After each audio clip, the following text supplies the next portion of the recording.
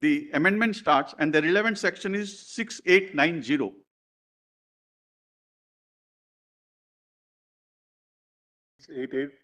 At 6890. It's section 293 capital A, my lord. It is introduced, my lord, in exactly as advised by the, my lord, in the Bombay High Court judgment. Notwithstanding contained in section 293, neither any company in the general... Oh, you want us to read that volume 4 now? Volume 4, my lord, yes, my lord. I'm just reading simultaneously. Because we were on your written the relevant sections, my lord. Volume 4, page 6890.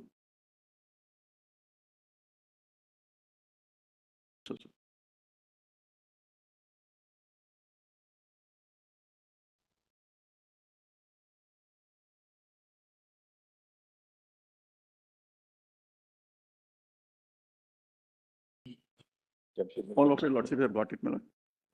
My lords have got it. Yes.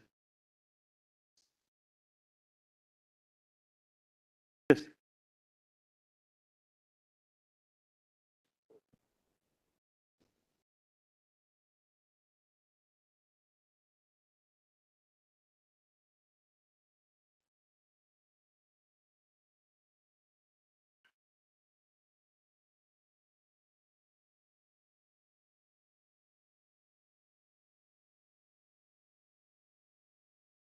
Brother Justice Khanna, that it's so heartening. In our court, everybody is on their iPads and laptops. I mean, yes, no, that's only because my lordship insisted to impose that say that we'll impose a fine if we bring papers. So I've only got the bare act. The files and the books have gone. Yes. And it's so convenient, my lord. Initially, I was, my lord, the most technologically challenged person. Yes. But I am also, my lord, now on the... all of us, my lord. And we initially thought when we were arguing in court number 2 that electricity matter, my lord, lordship insisted that no files. Yes, what a huge matter that was, my God. Yes, my lord. And that's the first time, my lord, when we struggled, my lord, we have to get into it. And Mr. Ranjit Kumar brought his even SCC, my lord. He said that I have to read from my SCC. I remember. But that's how, my lord. See, the books have also gone from the planks. Because we've been able to open up so much space for the bar, for the law clerks, for the members of the public. For the public and the interns, my lord, they are learning a lot. Yes. Yes.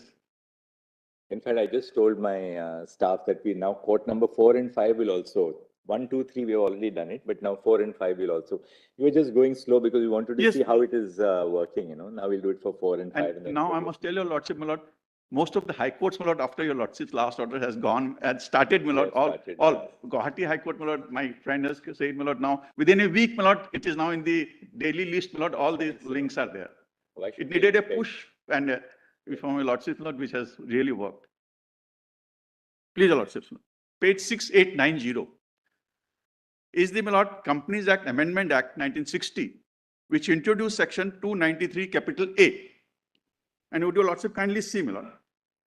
Notwithstanding anything contained in section 293, neither a company in general meeting nor its board of directors shall, exactly what Bombay High Court, after the commencement of the Companies Amendment Act 1960, contribute to any political party for any political purpose, to any individual or body, any amount or amounts which or aggregate of which will in any financial year exceed 25,000 rupees or 5% of its average net profit as determined in accordance with provisions of section so in the financial year preceding whereafter is greater. So, my lord, a complete cap of 5% or 25,000 rupees. Lordship would kindly see, my lord, clause 2. Every company shall disclose, this is not what is required for democracy, in its profit and loss account, any amount or amounts contributed by it under subsection 1 to any political party for any political purpose, any individual or body during the financial year to which that account relates, giving particulars of the total contribution contributed and the name of the party, individual or body to which or to whom the amount has been contributed. If any company makes a default in complying with the provisions of subsection 2, the company and every officer of the company who is in default shall be punishable with fine with an extent to 5,000 rupees. But what a great, my lord, transparency in the provision, my lord. And it's hardly, my lord, an advice given by a lordship's court, my lord, or by a high court, my lord, is completely incorporated in the provision, my lord. Now, my lord, after this, my lord, page 6895, this section gets amended, my lord, in 1969. In the same volume, page 6895. is the amendment of 1969. When Companies does Act Amendment. 293A come in? I'm so sorry, Milord. When does 293A come in for the first time? Come in for the first time in 1960, 60. after the 458 judgment.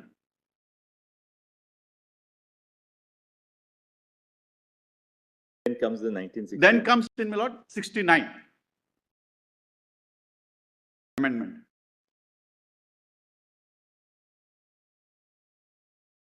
Which completely prohibits from a corporate donation. Till 60, my lord, there was no regulated field.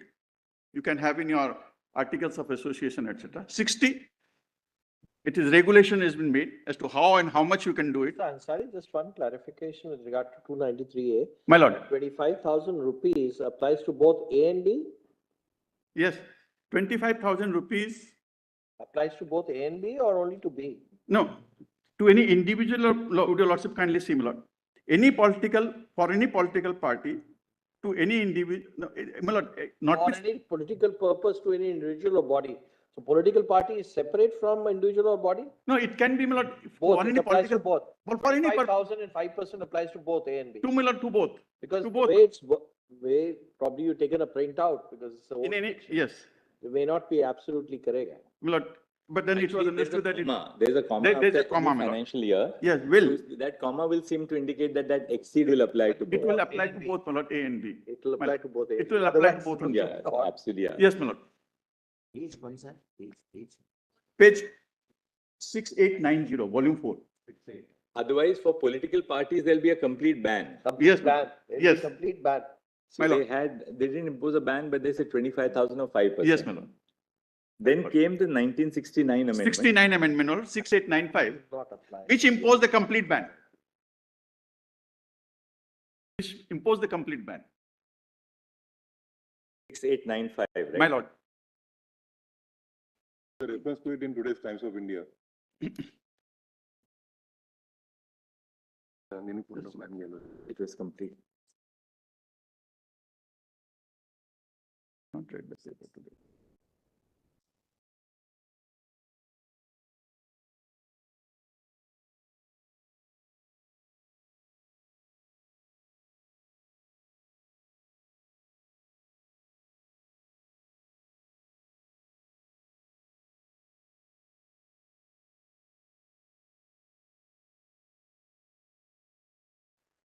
For section 3, my lord, of 69 amendments.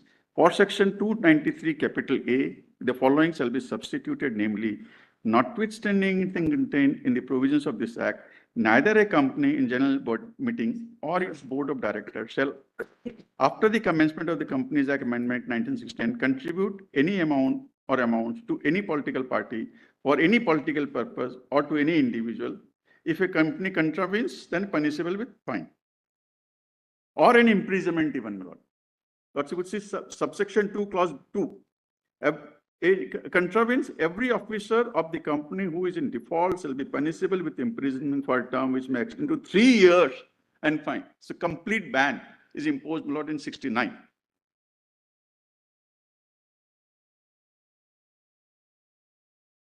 Yes. Then Now, this ban is removed, my lord, in 1985, page 6897.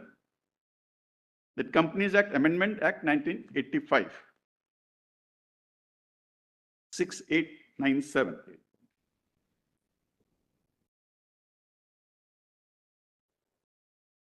Now, what my Lord Justice Khanna said, Lord, it is clear from this section now that it applies to both clause A and B.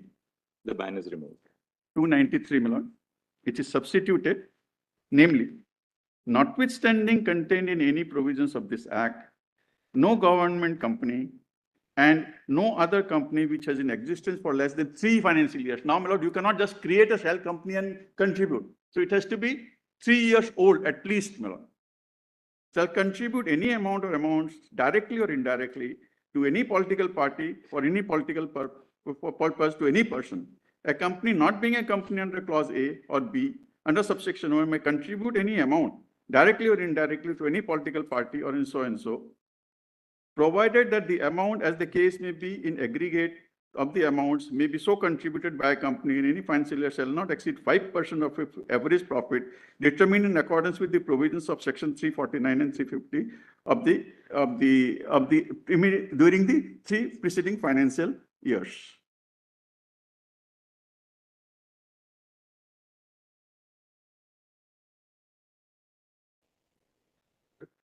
Indira Gandhi, Rajiv Gandhi. Contribution is restricted to 5%.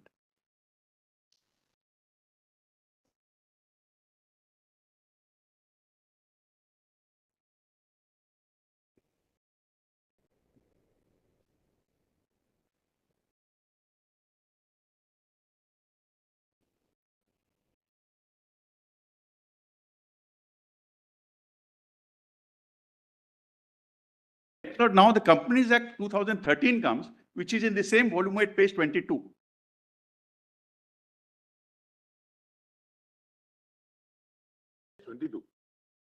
This provision of 1985 continues, my lord, till the new Companies Act comes in 2013. And volume 4, page 22, the pen 23, relevant is 23, section 182. Is the 23, right? yes, my lord, page 23, section 182 is the my lord, new section for old 397A. 293A, sorry. 293A. This is in 2013. My lord, 2013 Act, my lord, yes. And that your lordship get at 22, Companies Act 2013, Yes. section 182.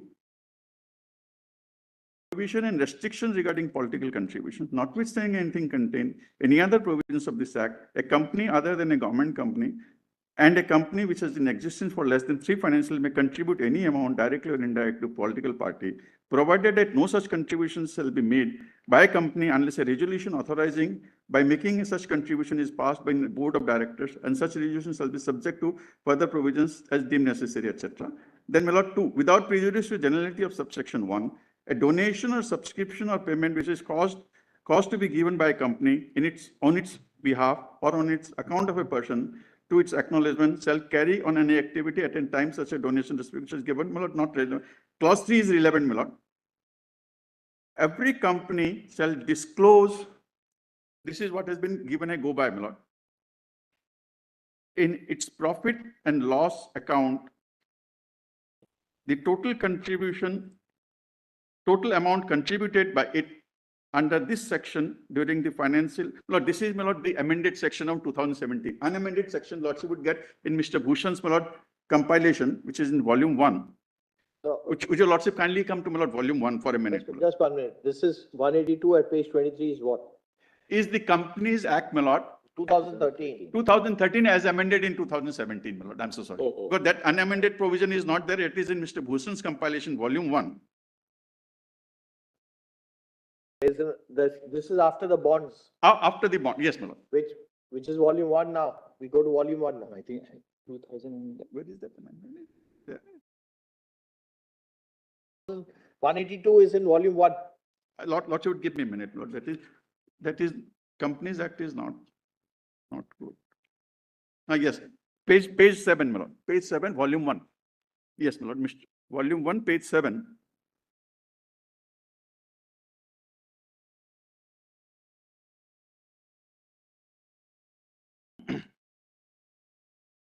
Volume 8. Page 8. Yes, my lord. Page 8. 182.3 is very important, my lord.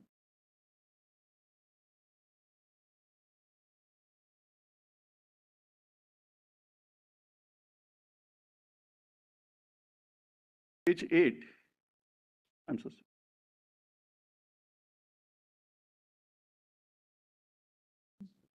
I'll come to this.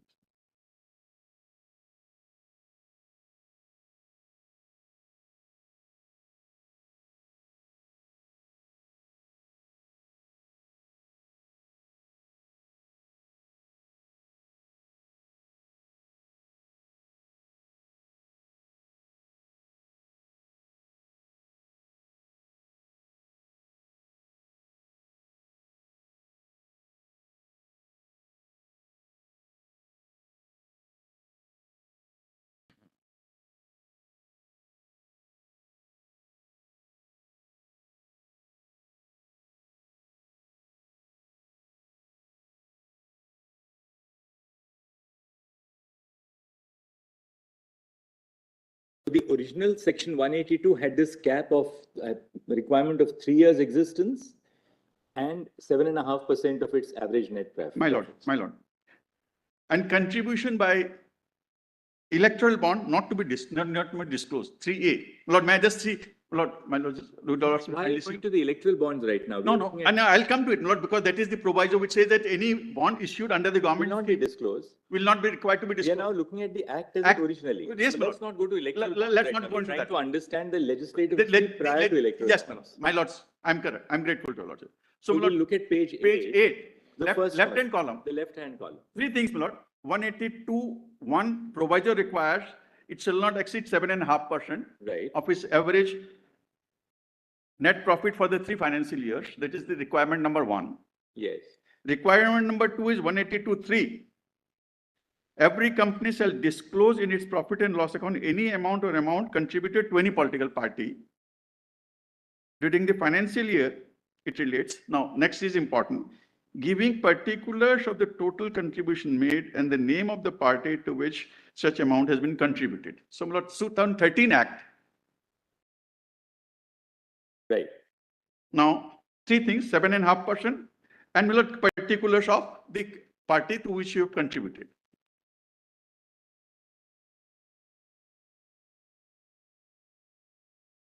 Now I come, my lord, 2013 to complete the scheme of the Companies Act, my lord. Now look at the 2017. 17, my lord, on the right-hand column. Which Which, my lord, first it deletes the requirement of 7.5%. Proviso is deleted.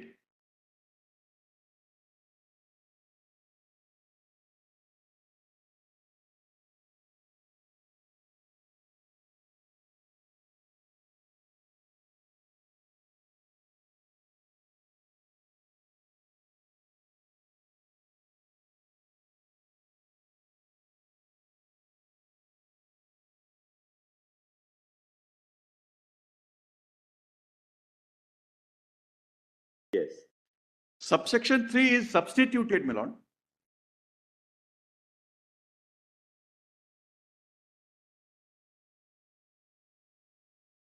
Subsection 3 is substituted, Yes. and the substituted section says, omits the requirement of giving particulars of the amount and the name of the party to which has been contributed.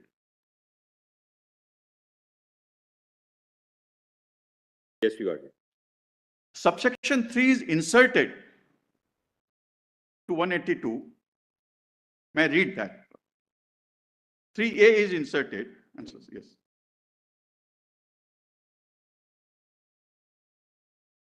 Notwithstanding anything contained in subsection 1, the contribution under this section shall not be made except by way of account pay check drawn on a bank or an account pay bank draft for use of electronic system through a bank account. So very loud, you cannot make cash payment basically.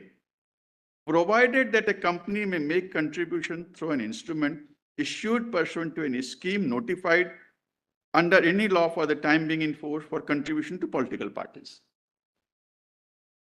Subsection 3 substituted deletes the requirement of giving the particulars of the political party. I'm so sorry. Even if it's deleted, there is no other requirement, there is no mandate that it should not be disclosed. Yes, my lord. There was a mandate you must disclose. Now that mandate is gone. That's fine. My lord. See, the accounts under the Companies Act Yes, my lord. are maintained for the purpose of ascertaining the real income. My lord. These are different from the income tax account. Yes. Normally, under the Companies Act, the tendency is to overstate the profits, because then you get more credibility in the market. Yes, more you funding. have more access to credit. Yes. Whereas it's the opposite in the Income Tax Act. Yes, my lord. There is a tendency The tendency is to reduce so that you pay less tax. to save tax. But in this case, even if it is deleted, you have to disclose the amount which has to be paid. 2, there is a requirement for the Board of Directors resolution to be passed. My lord. The Boards of Directors resolution will contain the name of the political party or may not contain the name of the political. But there is no express bar to not disclose. No. There is no bar, my lord, but there is no requirement, my lord. If the law has been changed, my lord, a requirement is deleted. presumption would be it's not required to be disclosed. The interpretation would be, otherwise, the substitution of section 3 is meaningless, my lord. Substitution of section 3 is, my lord, with a new subsection, that you delete the requirement What of is new subsection 3? subsection 3 is, my lord, substituted with on the right hand side. Page 8. Page 8, my on lord, the- all of your Every lordship. company shall disclose in its profit and loss account Yes, the total amount, amount contributed by it under this section during the financial that's year. all, my lord.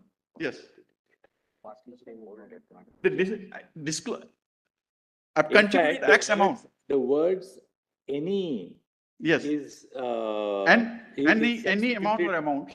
It just says, instead of any, it says total amount contributed by it under this section. Please, your lordship. Earlier provision was any amount or amounts contributed by it to any political party during the financial year. My lord. The reference to the political party is taken away first in Please. 182.3. Yes.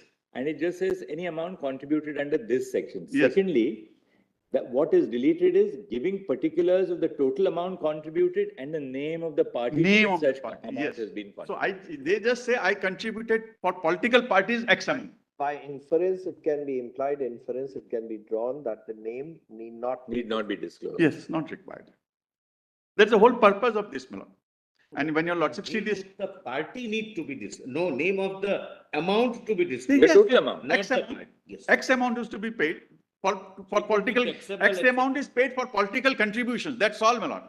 You Because don't, you 182, merely say that, you merely say that I've contributed 100 crores for political contribution. That's all. But you don't have to either give a bifurcation or name the party to whom you have. Yes, yes, my lord. Yes. So it becomes now an anonymous. Completely, my lord. And because you get tax exemption, 80 GGB, you get the complete tax exemption of whatever you have contributed to political contribution. Otherwise, it won't be covered by 37 Yes, until somebody claims it's. 100%, my lord, to a charitable trust, we get 50%, my lord, under 80G. And there's a cap, my lord, I can contribute only 10% of my income to the, for a 50%. Charitable purpose. There is a cap for a charitable purpose. To political parties, I can contribute any amount and get 100% deduction. All right, we got that. Yes, my lord. And proviso lordship has seen, my lord. Yes. So now, my lord, lordship may come back to my submission, lord. This is what the Companies Act amendment has done. So now we are on volume 4. Volume 1A Sorry, again, my you are lord. in I'm so volume sorry. one. Volume 1A is my Yes, yes, submission. Yes, of course. Page 20 and 21 are my submissions on what has happened to these changes. 19 now. Yes, my lord. Your lordship has We seen, have seen 20. yes, 16, 17 and 18. Lordship has noted it from the volume 4. The changes made. Would you like to read para 19, Mr.? May I read para 19, my lord? I think that's Yes, your submission. that's my submission, lord. Yes. Thus, the companies all along, since 1960 till 2017, have been mandatorily required to disclose not only the amount contributed, but also the name of the party to which contribution is made. Further, there has always been restrictions such as the ceiling that the contribution shall not exceed the prescribed limit 5% under the Companies Act, 7.5% under the Companies Act 2013 of the average profit of the past 3 years. By virtue of the said condition, it was ensured that the shell companies were not able to make contribution to political parties. The above conditions have thus helped to ensure transparency in political funding. The fact that such provisions, said provisions of section 293 capital A equivalent to section 182 of the COP help to achieve the objective of the transparency has been acknowledged by this honorable court in the case of common cause. Lord, I've given the paragraphs. I'll give it to your lordship, the paragraphs of this judgment.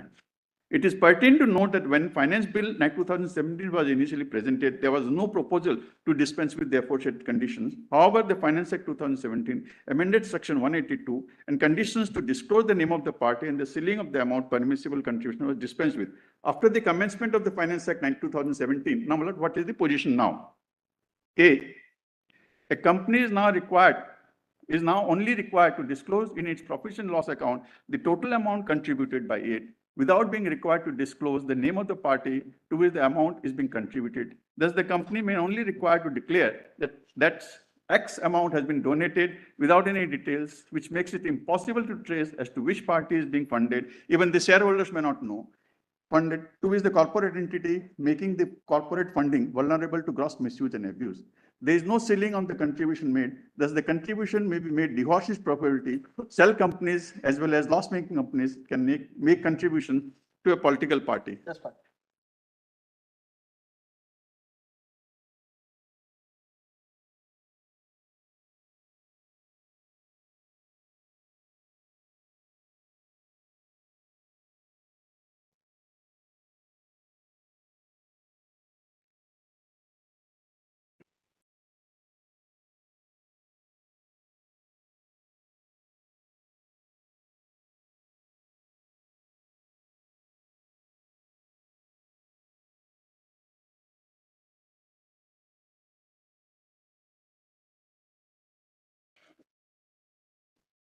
one level, My lord, all this has been regulated by statute, my lord, right? Right from 1956. my lord, The nature of the regulation has been by statute. my lord. The only point is this: absent an enabling provision in the statute, namely the Companies Act, no company can donate for political purposes at all, Yes, right? yes, So though at a certain level or at first blush, this is regulated by statute. My What lord. is conferred by statute can be taken away by statute. All right. No implication of a fundamental right can arise. So for instance, just wait a minute. my lord, my lord. It may not be against you. Yes, yes, no, I'm Uh, not concerned. Suppose there was no provision in the 1956 Act My at lord. all for political contribution. What would be the consequence?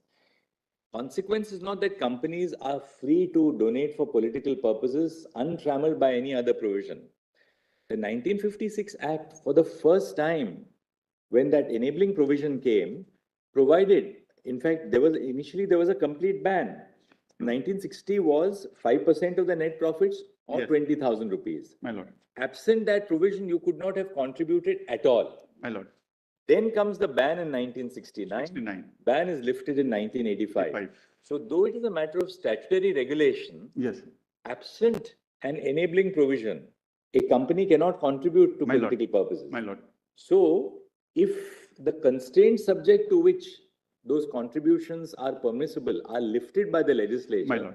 they are amenable to be tested under Article 14. Article 14. Yes, my lord. And it is manifestly arbitrary, my lord. There are two reasons which are given. So it's not just a question of what the legislature enacts, it can take away. There's no it fundamental is right. not like that, my lord. But Yes, when you are making an Yes. enabling provision My lord. for contributions my lord. and taking away the restraints on companies, Yes. the taking away of those restraints is amenable to be It tested. is under enable Article to be 14. tested on manifest arbitrariness, my lord. Because, my lord, there are two objects which are given. To give transparency, I'll show to your lordship that only two objects which are given, my lord, for amending That we have this. seen No, now. my lord. I mean, Lord, the it has- transparency Lord, and other things you very need well, not Lord. repeat because that your predecessors all argued. Very well. So it is amenable to be But this was tested. very valuable because you have given us the complete My legislative lord, I'm history. grateful to your lord. Now, what do we from here? Now, would your lordship see similar changes in the Income Tax Act? All right, let's see the income tax. Yes, my lord. Which are in, my lord, page 12 of my same compilation. Well, My lord.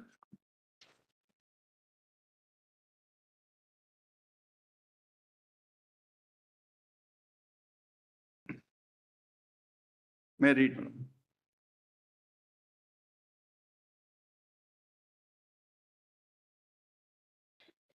This is 70 page. No.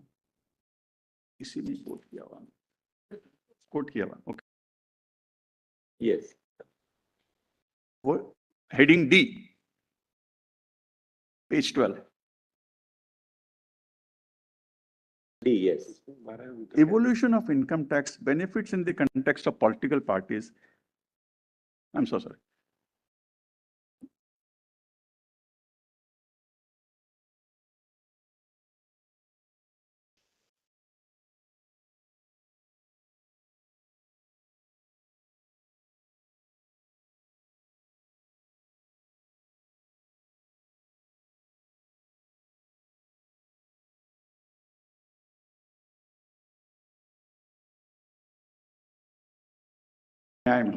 Yes. Evolution of income tax, page 12 of volume 1A. Benefit in the context of political party amendment to not to keep the records and yet granting tax benefit in contradiction to the initial object behind introducing such benefits. Now, section 13A was introduced in the Income Tax Act 1969 in 1978, whereby the income of a political party inter alia from contribution receipt was exempted. The exemption was provided to address the issue that such taxation of their income reduces their disposable funds, adversely affecting their capacity to finance their activities from the legitimate source of income. Then, my lord, I have quoted the objection regions. Lord, you may just skip over and see the top of it, page 13. That was regarding the Companies Act. Now, this is regarding, my lord, the political parties. Reading of page 13, exemption will not be allowed unless the political parties maintains proper books of account, records the name and addresses of every person who has made voluntary contribution of This is a more than statement of objects. 10,000. You're reading the statement of I'm objects. reading below statement of reasons, below, then I'll come to the section below. I just, an accounts political audited by the chartered account. And then section 13A inserted by 1978. Special provisions regarding to income of political parties. Any income of political party which is chargeable under the head interest of securities or interest from other sources, or any income by way of voluntary contribution received by a political party from any person shall not be included in the total income of the previous year of that political party, provided, now my lord, it's exempted provided, these provisos are important. Such political party keeps and maintains such books of account and other documents as would enable the income tax officer to properly deduce its income therefrom. Lordship has seen yesterday, Mr. My learned friend Paratha said, one DV, KV has given 1 lakh, and that is exempted, my lord, without details. My lord, my submission would be, my lord, when it comes to the scrutiny of the political party's income, my lord, nobody applies its mind. The income tax officer should have said, my lord, you are required to disclose details, accept cash of 1 KV, my lord, of 1 lakh rupees. Page 5553, my learned friend Mr. Farah showed that, my lord, to your lordships. And that is accepted. Whereas the requirement of Income Tax Act that you must books of accounts so that the income tax officer properly distributed income from. Second, in respect of such transaction in excess of 10,000 rupees, such political party keeps and maintains a record of the contribution and the name and addresses of the person who made the contribution. What is the next? Thereafter, what is the Yes, change my lord. made? And my lord, this then this, my lord, has been changed in 2003. Where is that? Next page, my lord, page 14. And my lord, I have quoted the statement of objects and reasons that may not be lordship, may not, or I can read that, my lord, because 2003 as the large number of changes in the Income Tax Act, my lord, and the Electoral Bond Trust, my lord, I'll invite your lordship's attention as it came, my lord. It was introduced.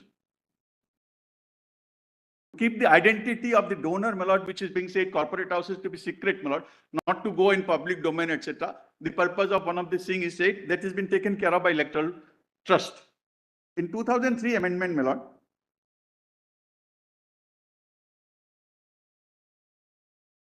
the objects and reasons, Law Minister's statement is quoted. Lordship may skip over that. I have given the reason, my lord, as the bold portion. May I read, my lord, at page 15, the bold portion, middle of it.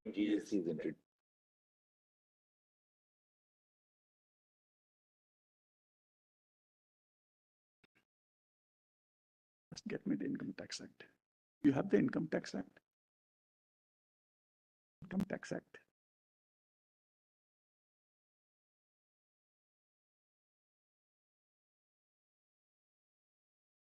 Let's read this para 10, which sums up what happened. Yes, my lord. Para 10. So till 2003, there was no equivalent of 80 GGB and 80 GGC. Please, your lordships.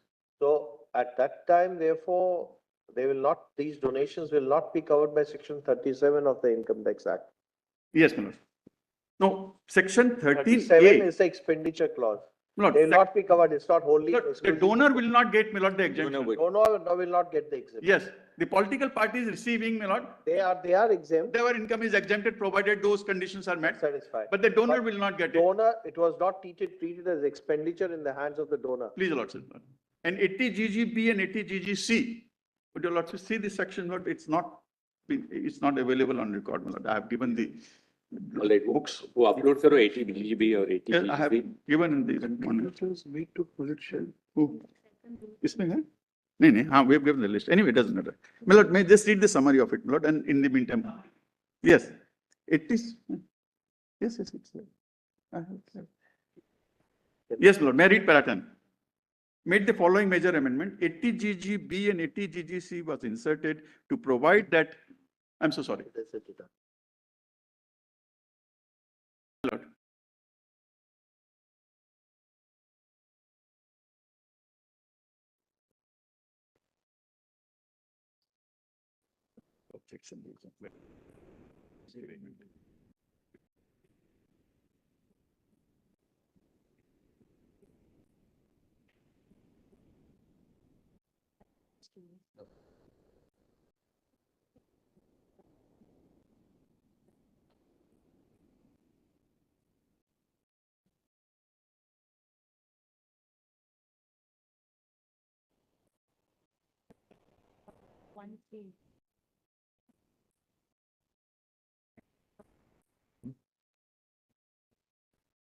Then.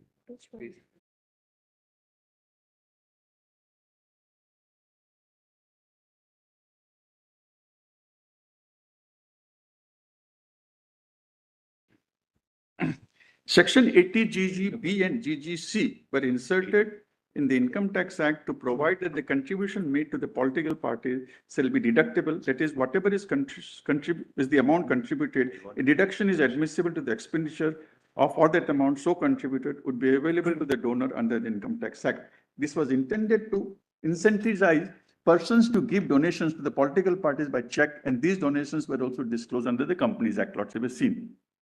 My Lord, may I just pause here and if Section 80 GGB. It's here. Yeah, Okay. got it, yes. Yeah.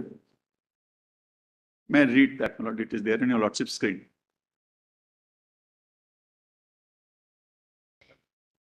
Lordship would get it the footnote inserted by Act 46 of 2003.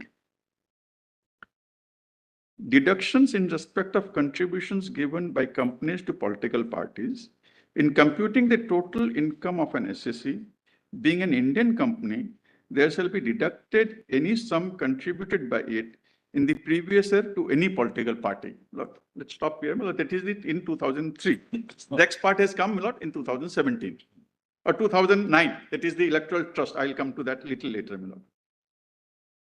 And 80 GGC, that is companies, GGB is company, and GGC is individual, deduction in respect of contributions given by any person to political parties in computing the total income of an SSC being a person except local authority so and so to any political party. All right, so we got this 80 GGB. Yes, my Lord. So, my Lord, in 2003, exemptions are given to the donors also, my Lord. Right. So we can donate any amount of money, exemption, my Lord.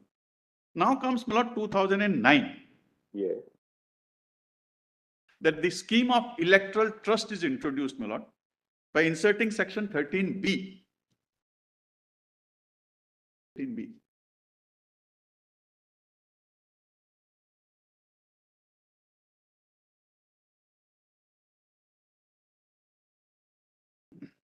In which year? Section 13B, my Lord, 2009.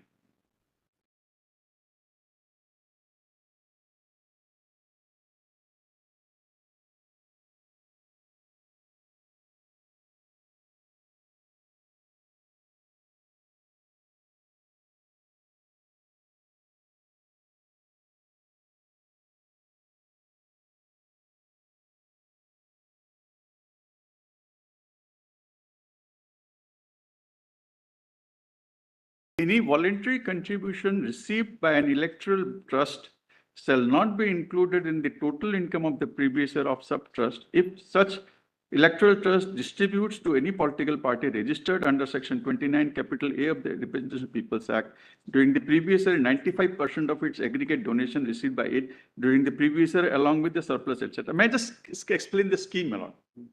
So 5 companies can create an electoral trust. You make the company makes a contribution to the electoral trust. It reflects that I have made a contribution to the electoral trust. Those pages are here, my Lord, unfortunately in here, to a electoral trust. The company's account will show that only. And my Lord, and the electoral trust must make 95% of its contribution to the political parties. It gets, my Lord, deductions completely. So through that route, my Lord, companies can make donation to the political parties. Yes. And 80 GGB and 80 GGC is also amended in 2009 to show, my Lord, that any donor to the electoral trust also gets an exemption.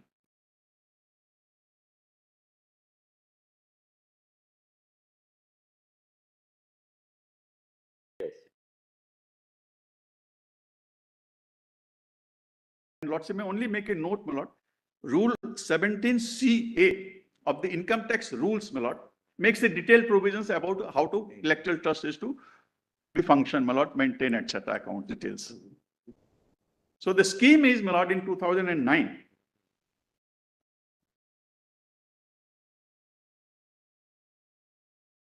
Make an electoral trust. Company make donation to the electoral trust, you get an exemption. 5 companies could set up an electoral trust. That exactly has happened, my lord. And was there any restraint on how the electoral trust should contribute to a political party, or they could contribute to any electoral political trust, party? but it has to mandatorily contribute 95%. But was there a requirement of disclosure, maintaining accounts, etc.? That is there in the rules, my lord, in 17CA. Rule? Rule 17CA of the income tax rules changed in 2013. The complete thing is made in 2000. This provision was incorporated in 2000, was enacted in 2009. Yes. So the rules must have been made at that time itself. Or they came at the first time? I'm sorry, my lord, I couldn't get. The rules must have come in at that time itself. Was there any restriction as to the quantum of donation which should be given to a particular political party? Was it restricted on the basis of the electoral No, share? basically idea was, my lord, the corporate identity share? may not be disclosed. No, that's fine. So this is the route. For the outgo, was there any restriction as to whom it should be across the board, or it was restricted only, it was complete? You had the option to go to give it to any political party. Electoral trust, my lord, has to be, my lord, the formulation has to be approved by the income tax commissioner, etc. Rules have said. No, but the point is, Yes, would no. an electoral trust say that we are going to give money only to one political party? Yes. Or was there, let us see that rule. You Yes, said Lord. rule 17CA, It can Rule be given to 17. one party also. one party also. That I have the, No, there was no restriction. there was no restriction. Instead of 5 people differently donating, They they all create gave a it to an trust. electoral trust. There are some 28 trusts and that scheme still continues. Right. But Yes. it was found to be a non-starter. Because we'll I'll come show to the that, figures. but there was no restriction that you had to equally distribute No. or proportionately distribute. No. between Like-minded people can come together, create a trust and donate to one party. 17CA. I don't know, I got some impression that probably there was some proportion. Lord, I can. No, we have the figures on record. I'll show to you, lordship. No. Electoral trust figures are on record. Collectively, they may have given to different parties, but there was no rule, No prohibition or embargo All right. that they have to equally distribute. No. They can give to one party. Let's see that rule 17ACA, because 13B, subclause B says, such electoral trust functions in accordance with the rules made by My the lord, central government. that's the rule 17CA. Now let's see what that rule says. Yes, my lord. Rule 17CA upload kar dijiye zara. Nahi, I think. Rules are not there, my lord. They're not online. You have it online? Can you share it? We have it online. Link. Is it? Yeah, give the link to him, he'll do it. Share. Can share it? Sanjay? Can we share it? आप आपको laptop दे सकते? I can adopt that. Can we mail to your lordships that ID? Huh? Mail it to the court master. No problem. Yes, mail it to court. Only 17 CA.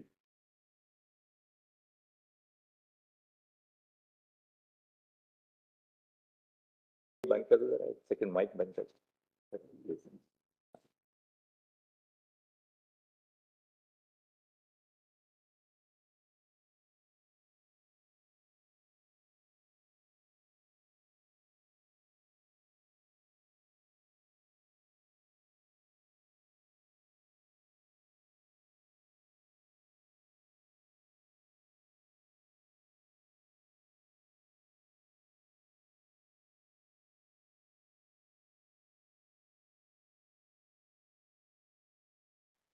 हो गया?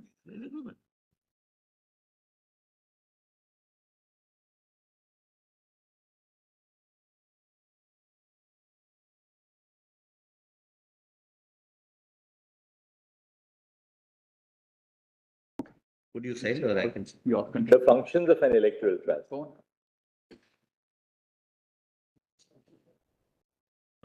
Your morning. Side of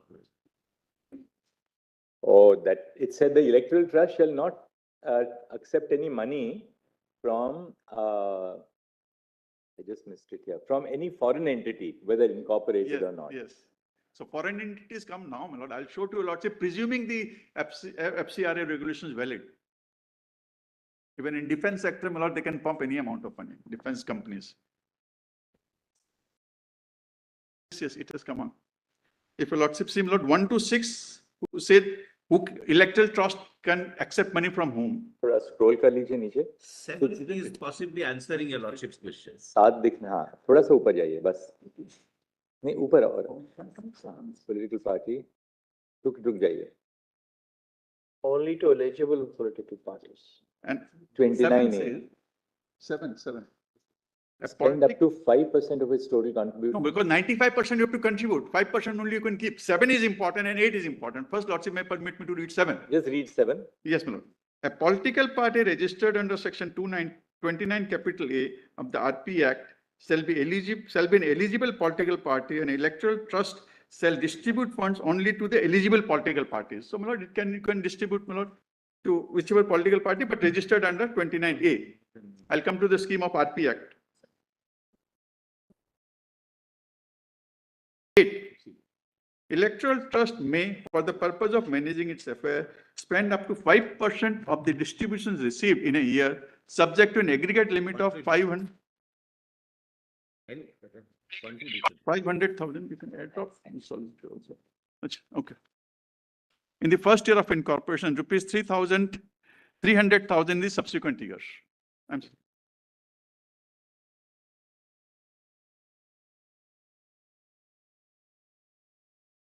भी कोई है इसमें relevant?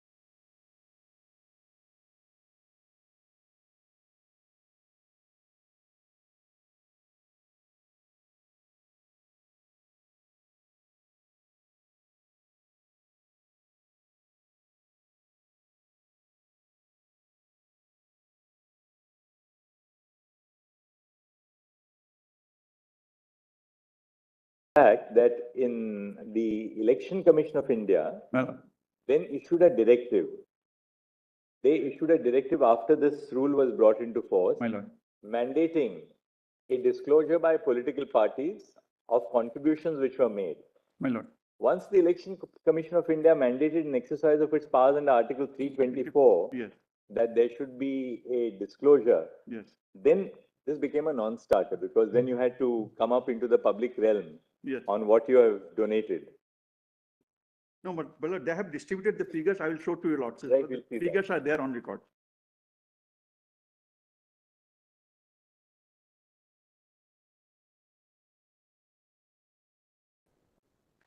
Page. That distribution amount. Yeah.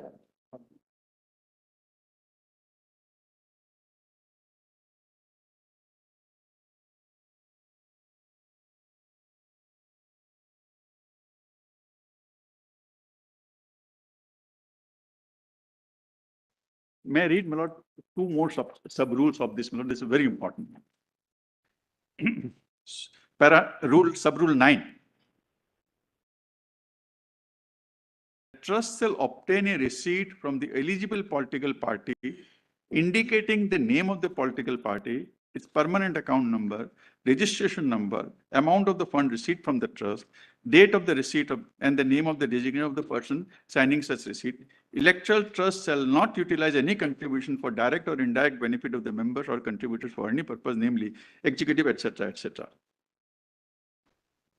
Corporate entity cannot use it, cannot give it here and then use it for their own purpose. Then The electoral trust shall also maintain a list of persons from whom contributions have been received Yes, and to whom the same have been distributed, containing the name, address, and permanent account number of each such person, along with the details of the amount and mode of its payment, including yes, the name and yes, branch of the bank. yes. Electoral trust has also maintain a list of persons from whom contributions have been received. I'm so sorry. From whom contributions have been received and to whom the same has been distributed, containing the name, address, or permanent account number of the person, as well as details of the amount and mode of payment, including the name of the branch of the bank. 12. Every electoral trust shall get its account audited by an accountant as defined in explanation to section so and so, along with so and so. An electoral trust shall maintain a regular record of proceedings of all meetings and decisions.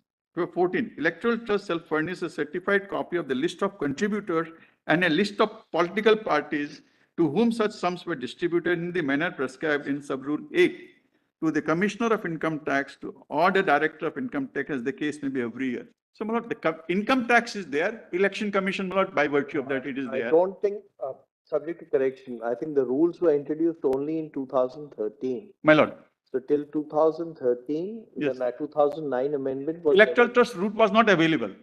So it was never got enforced. And now, after being Conformity available, with the rules, because it had to function in accordance with the rules. in accordance with the rules. So, So still long the rules are were framed. not formulated, there was no Yes. guidance on the Yes, my lord. functioning. And if your lordship now see, my lord, how many electoral trusts has been formed, etc., that is in volume 4, page 7311.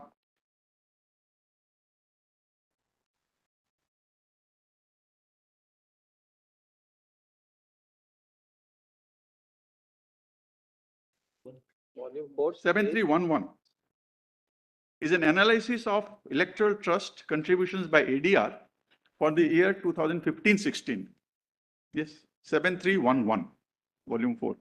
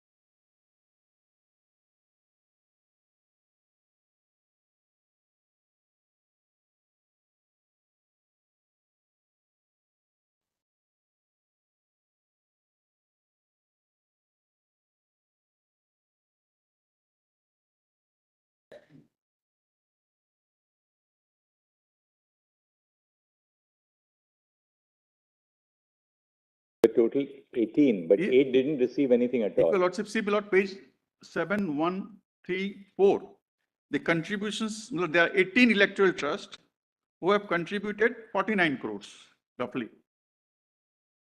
So solicitor saying it didn't work, my lord, that the route which, because it was transparent enough. Corporates cannot, my lord. Basically, there's only one trust which had substantial. Yes, my lord, that's only one trust, my lord. Satya. Satya Electoral Trust.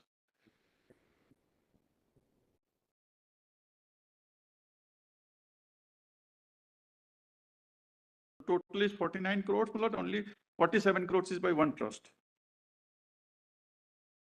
To whom, my lord, 5 corporates houses may have donated money or contributed money.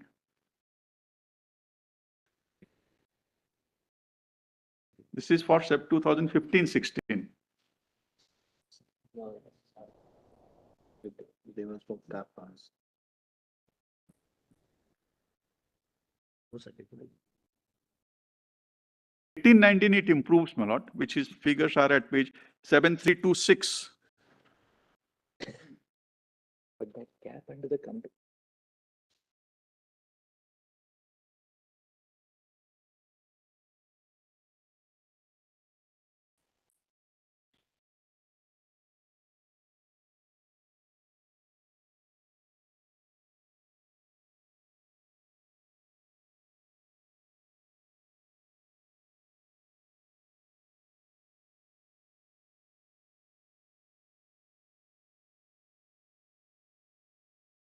7326, my lord, in the same volume, volume 4, is the analysis for 2018-19.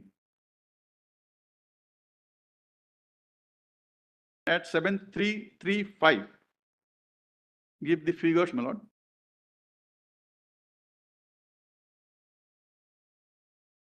There are 25 trusts.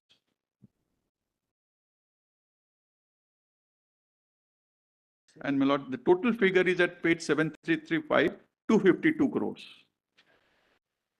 There also, my lord, now some other prudent electoral trust contribute the major part of it. 25 trust, is it? Yes, my lord. And these are available, my lord, on with Election Commission. My lord, Election Commission has a very important role. Now, my lord, with this scheme, Election Commission has been completely shut out of all information. That's why your lordships have passed that interim order. I do not know, my lord, whether the Election Commission has brought those details to your lordships, my lord. But they said in the subsequent order, we have it, we have kept it in seal cover. And lordship would see, my lord, in the yellow, not available on ECI website, even 5 electoral trust or 6 electoral trust does not give it, my lord.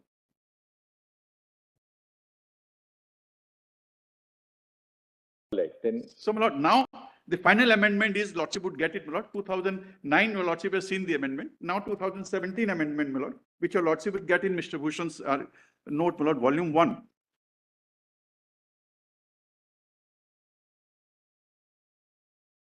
At page 8, bottom.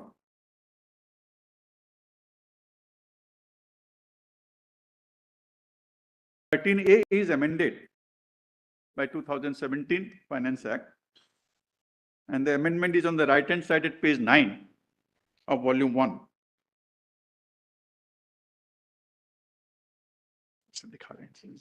I know.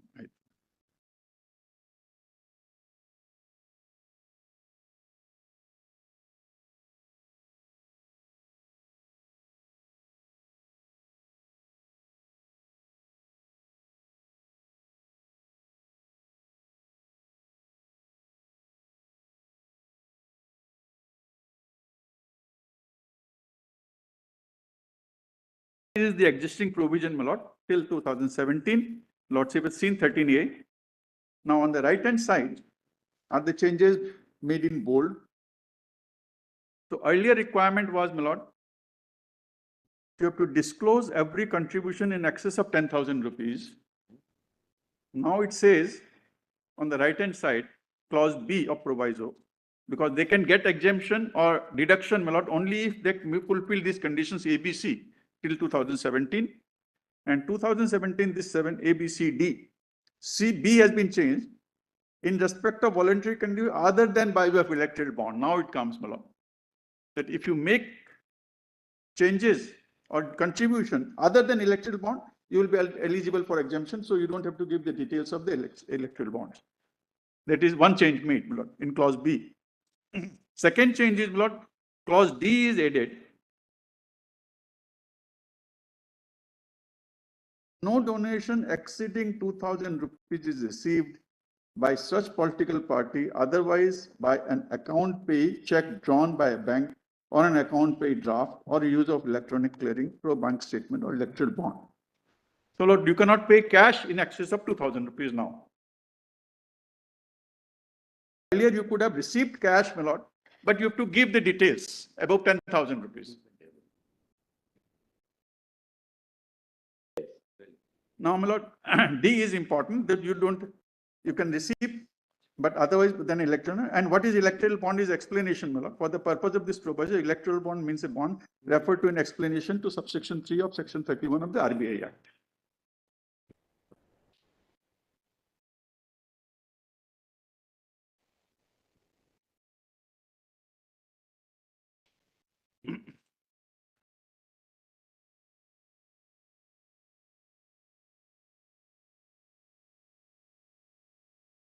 Now, lordship would immediately come to page 10. What are the changes? Because it says, as defined in the RBI Act. Now, what is the change in the RBI Act? Lordship would get at page 10 of the same volume, volume 1. yes. Now, my lord, section 31 is the, my lord, of RBI Act 1934. Issues a complete ban on issue of demand hundi, my lord, promissory note. And this, in fact, my lord, gives in your hand An electoral bond, I can valid for 15 days. I have a currency to print myself on an electoral bond. take it. I'll show to you lots of how it works. Yes. Yes. I will show to you. I can print. I will have it in my hand No, as I want. As is cash. As it cash. I don't print it. The scheduled bank prints it. I know that. Telgi, if you. Yes. Yes.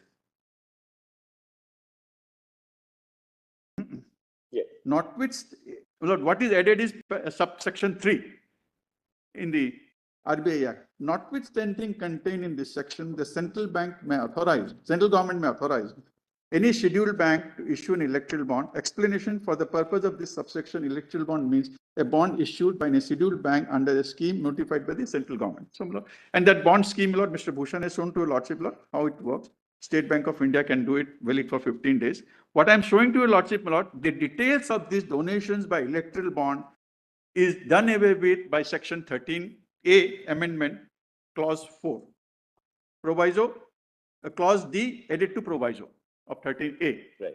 So, no longer disclosure of the receipt clear. amount by electoral bond. Yes. Now, fourth change made is in the Representation of People's Act, 1951.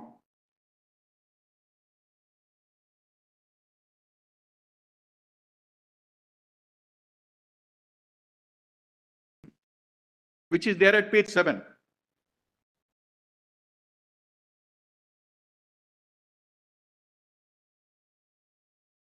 Excuse me for a minute.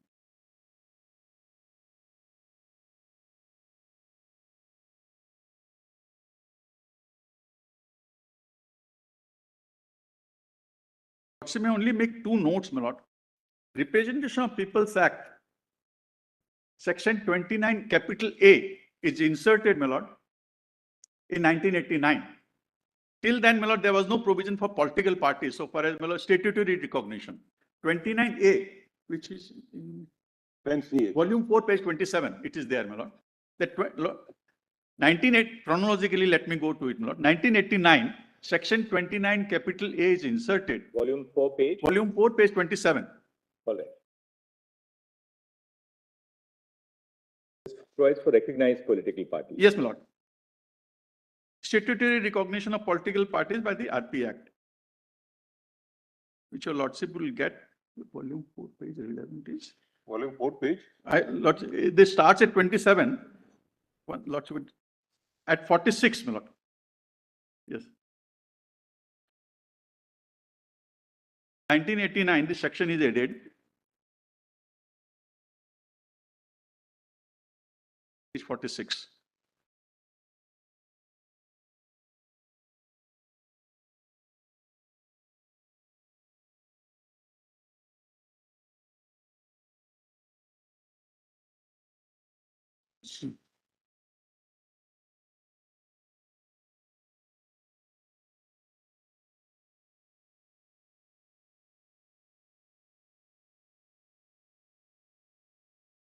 Yes. Registration with Election Commission of Association or the bodies as political party. We and didn't read the association whole of- thing. We just That's all right. No, general. I'll just giving the history, my lord. Then 2003, along with those changes in the Income Tax Act, my lord, section 29B and 29C are added at page 47. 2003 is a lot important for the making the donations to the political parties.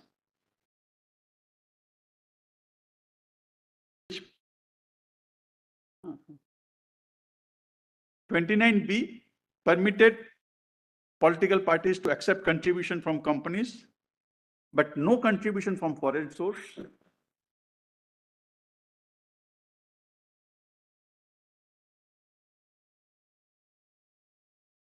My lord, what is important is 29C, that they have to give reports of contributions in excess of 20,000 rupees. And details would mean, my lord, the details of the persons of identity, not KV. 29C, my lord, just treasurer of political party in respect of any person authorized by political in this behalf financially report the following: the contribution in excess of 20,000 received by such political party from any person in financial year, meaning therefore you can identify the person. The contribution in excess of 20,000 received from political party from companies other than government company. Now, my lord, the 2017 change comes, my lord, which your lordship will get in volume 1. at page 7.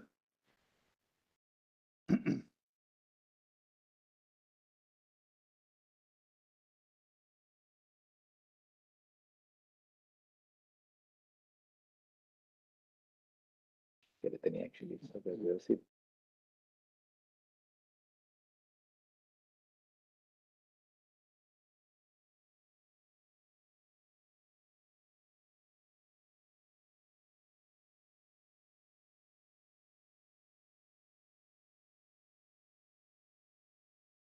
Now, do Lordship come to page 7 of volume 1, where the corresponding changes have been given in the tabulated form by Mr. Bhushan Miller. 29C earlier required details of all contributions beyond 20,000 rupees.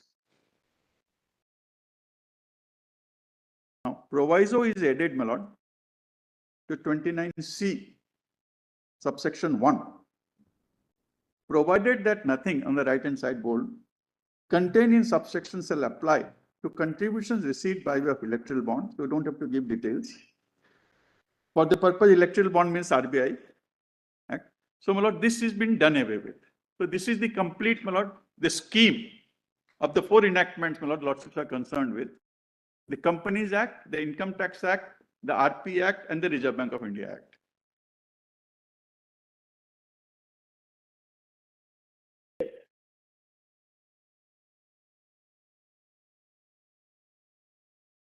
Mr. Hansari, anything more? Yes, my lord. One more thing, my lord, which is important. One of the arguments is, my lord, the disclosure is required of the candidates, not of political parties.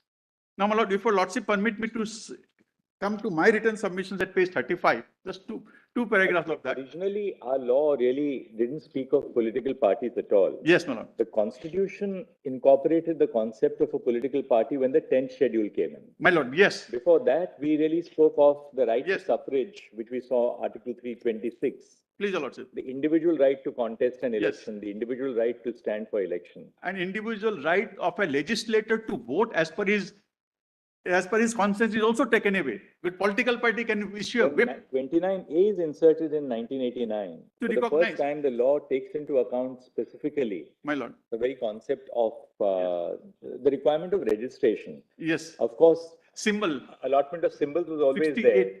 68. 68 symbol order. So would your lordship just permit me to show 2 paragraphs of page 35, my lord, of my written submissions, which is volume 1A.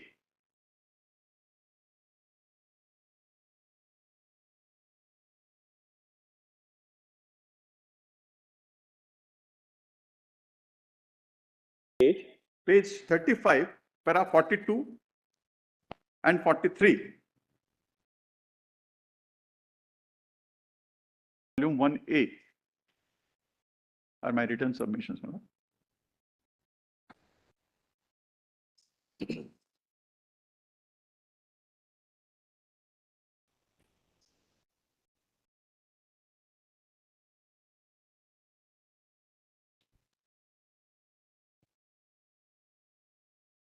Yes.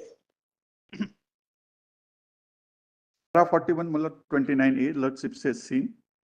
Political parties are the central institutions of democratic form of government under the Constitution. The sovereign will of the people is expressed through its representative, most of whom are set up by the political parties. Political parties are the route through which the voice of the people is expressed in the parliament. Since the political parties play a central role in the democratic setup, they must function in a transparent manner. More particularly, there must be financial transparency to ensure purity of election. The political parties are the organizations representing the hopes and aspirations of the people. Now, 43 is important, Lord. The political parties are entitled to various benefits and privileges, some of which may be noted as hereunder. First, my lord, lordship has seen, Lord, their contributions they received under 13A are not taxable. The donors also get exemption under GGB and GGC.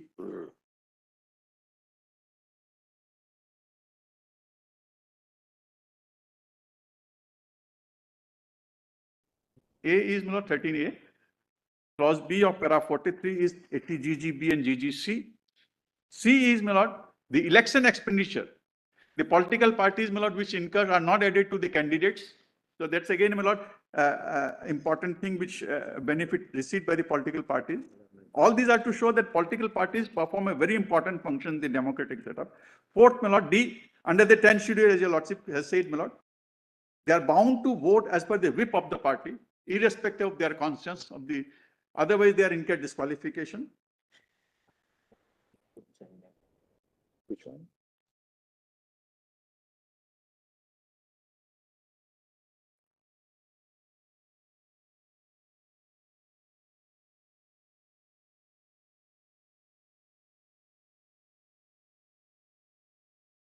I'm coming to it.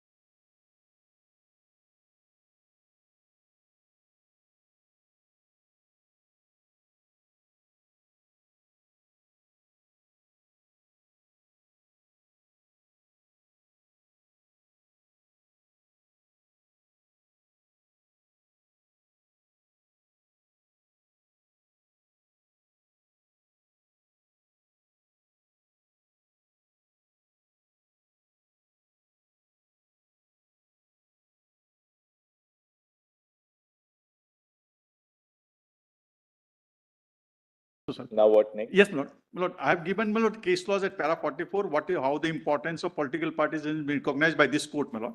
Yes. I'm not reading them. And 45, 46, my lord, the Law Commission, Justice Venkatacharya Commission also recognized the importance of political parties. Lord, one question which your lordship fell, my lord, what is the manifest arbitrariness? It fell from your lordship Chief Justice yesterday, my lord, and my colleagues. My lord, my submission would be, my lord, that 2 or 3 things. One is, my lord, the distinction made between a normal bank transfer with the disclosed, I can make donation of any amount by bank transfer. Both are by bank transfers, my lord. Lordship has seen electoral bond is also, my lord, purchased from A through the bank, anonymity, but it is by bank transfer. So you are making a distinction, artificial distinction between a honest contributor who is making disclosure to all of all its funding to the political party, to the shareholder, and to the public at large. Because I have missed out one provision, my lord, I'll show to you, lordship. Conduct of election rules, form 24A. Everything beyond 20,000 is to be disclosed as per the rules. So an artificial distinction is being made between a bank transfer by an honest corporator who wants to say that, yes, I have made this contribution, and to another, my lord, who wants an anonymity. And there is no intelligible difference here between these two transfers. Both are bank transfers.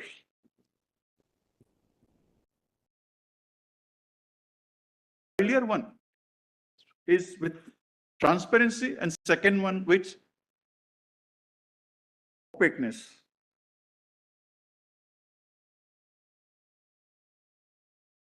Secondly, my lord, as I said, lord, this, how does it work, this electoral bond? For example, my lord, a KYC compliant company purchases electoral bond worth 100 crores. It doesn't want to give. Another person wants to give money to a ex-political party, my lord. It doesn't want to show. It has cash component, my lord. What is going on, my lord? I have talked to certain, my lord, chartered accountants. There is a premium attached to it, my lord. I can buy 100 crores by giving 125 crores, my lord, of cash. You just said that. That's what your lordship said. And lordship would find out from any chartered accountant doing this, my lord, and that is a very accepted that 20 to 25% premium is charged by giving cash. So person who is purchasing the electoral bond is getting 100 crores, is getting 100% exemption. Another person who wants to pay to another political company, he paid cash and it reaches the political party, my lord. This is how, my lord, this electoral bond is now functioning, the thousands of crores. So if, say, a contribution has to be made of 500 crores to a political party, My lord. technically you can find 500 people who will each make a contribution of 1 crore, Yes. who will each purchase an electoral bond of 1 crore, Yes, my lord. right? Each of those persons gets an exemption of 1 crore, My lord. a deduction of that 1 crore Yes. because you've He contributed gets to the deduction of 1 crore. for He gets purchasing. cash for that. the political party, it's exempt, Yes. but the person who is aggregating Yes. and actually contributing 500 crores, Yes. all that they have to do is to trade on the electoral bond, pay cash. That's right. So he's ultimately paying cash, my lord. And that's why I said this is almost a cash available with hundreds of crores rupees available to a person, my lord, who wants to pay cash. This is the manifest arbitrariness in the entire scheme, my lord. So the actual contributory Yes. is not necessarily the person who is No, purchasing not the electoral necessarily. bond in through official No. banking channels at all. So I want to pay and avoid ED, my lord. I want to pay a government which is opposite to central government. Let me put it that way, my lord. To a government in state. I don't want to show to the government, my lord, I have paid. So because the government would know, my lord, to whom it has been paid. Mr. Bhushan has shown to a lordship through, my lord, the State Bank of India route. You don't want to say, my lord, who has paid. I want to keep an anonymity. I paid in through, purchase it and then pay it. Because those bonds, my lord, bonds are there on record, my lord. It does not show, my lord, the number. Infrared number is available, my lord. If a lordship see the format of the bond. Just show that. What is that? That's Lord- fine because these Lordship are has bearer not been bonds. shown the The bond. bearer bond. It's a bearer bond. Yes. It's a bearer bond. Sorry. The bond. Or we like those Kisan Patras and note. I'm so sorry. Kisan Vikas Kisan Vikas Patras. Kishan Vikas. Much better. Page number. We have noted. Lordship would give me a minute, Lord. I'll show the bond. The Kisan Vikas Patra has numbers. This has no number. No, it's an That's the infrared distinction. number. I cannot see with the naked eye. Only, my lord, the infrared person can Maybe see. some identification. Yes, there is. I'm going to, my lord, point out that, my lord, we learned it. No, AG and it's a see cache. behind this. Lordship, I see. See, let us see it. Volume 4, 514. How did you acquire so many electoral bonds? Photocopy. It's a currency. Can I have one? Can- I'm not seeing this. Yes, we have seen it from the record. Can we have? Just One more give more. Distribute it so long as it is not of 1 crore, I hope. Doesn't have a value and date of issue. It is there in volume 4, page 4514 also, my lord. But this gives a better look. So lordship, Google it, my lord. It says on the infrared, you can see a number here, not by naked eye. It's a number. But then, Admitted by the ministry. yes. It has to be numbered, otherwise how will they, it will be fake bonds. By an official document which is part of the file. But my lord, you and I. So we there cannot is a read it number which can be seen on the infrared. on the infrared by, my lord, the authorized persons, my lord. All right, so it is easily available. 515, It can't be, it's the same. can't be seen on light, my lord. It's not that child's play. There is a system I'm going to No, we cannot explain. see. No, but It's only a picture. There's even only a color. actual, you can't see like color photocopy. in the, You won't have that number in infrared, you can't find. But this is the specimen. Specimen is 514, lordship, I paste the note also. ठीक है, Volume- we've seen Very well, no, this is there, this is much better. Amount we आपने छोड़ रखा है. All right, anything else, Mr.? Yes, my lord. No, I think we better wrap up now. Just two more minutes, my lord. Lord, internationally, this is, my lord, a very difficult subject, my lord, which has been, there is a study, my lord, I'll just give the page numbers of that on record, by a city, by Council of Europe, which has 45 member countries, 46 member countries, my lord, which is in volume 4, page 6920, which has raised serious concern about anonymity of the funding by the corporate houses, my lord. If your lordship kindly see that, my lord. Just 3 or 4 pages of that, lordship may make a note of it. That's all right. It starts at volume 4, page 6920. We look at it, Mr. Yes, and just give the page numbers of relevant page numbers, my lord. 6920. 6920 it starts, lordship may note, 6928, 6930, 69. 28. 6930, 6934, 6939, and 6941. It has raised a serious concern, my lord, about, and the heading is financing political parties. Thank you very I'm much. extremely grateful to Thank your you, lordship. Mr. Ansaria. And I must acknowledge, my lord, the indebtedness to my colleagues, my lord, who, Mr. Kalita. So you've unfolded it very systematically. We And- really appreciate it. And Thank my you very lord, much. two interns who have done it, my lord, a great help. They are also here from college student. They have given again chart, my lord. I've Thank you. made them sleepless nights, my lord. Nikita and Salvi, my lord. I'm Thank extremely grateful to my lordship. My lord, only one thing here. 20 section 29C, lordship has seen, my lord. Yes, yes. Required. There is a form 24 capital A, in which you have to give form 24 capital A of the conduct of election rules, in which you have to give the details of the contribution of 20,000 and above. There is a statutory form given, and from where, my lord, we get all these details, and they're uploaded on the website of the Election Commission. These are uploaded on the website? Yes, my lord. And we have, my lord, all those uploaded documents from where we made the chart at pages 59 to 63. Lordship, I kindly only note, do 2 pages of my note, my lord. I'm not reading it. My written submissions, my lord, volume 1A.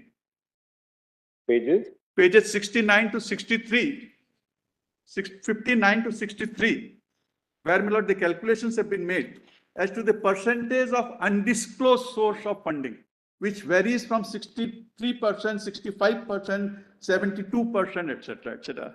Year-wise given, my lord, and these are all from the website of the Election Commission. And this Yes. is where the charts have been made by my colleagues, my lord, spending sleepless nights and my inquiry. I'm extremely grateful to your lordship, my lord. Yes, Mr. Hegde. Thank you, Mr. Ansaria. This wants it. These minutes. आइए number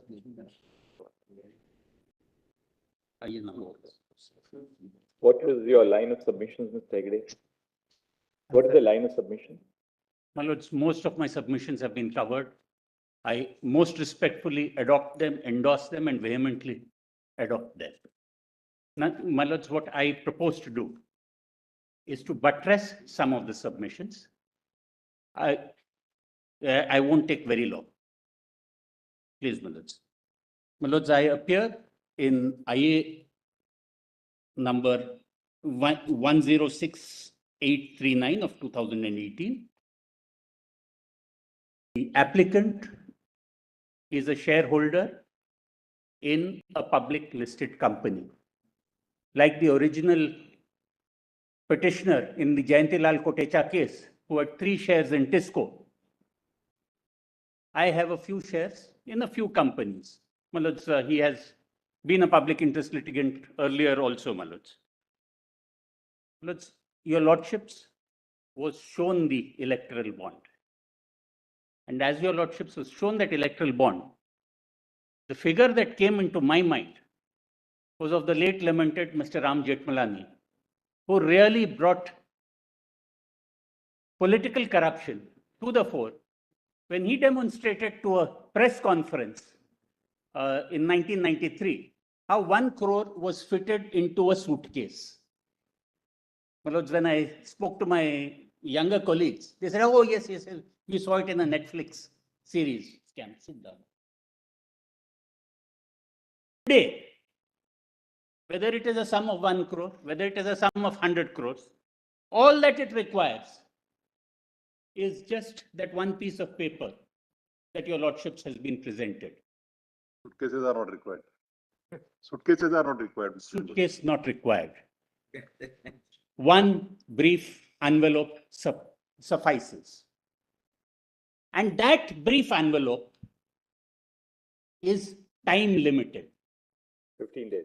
15 days. My lords, there was a better copy at page 6919 of an actual electoral bond for 1,000 rupees, where even the stamp is issued. 6919 of volume 4.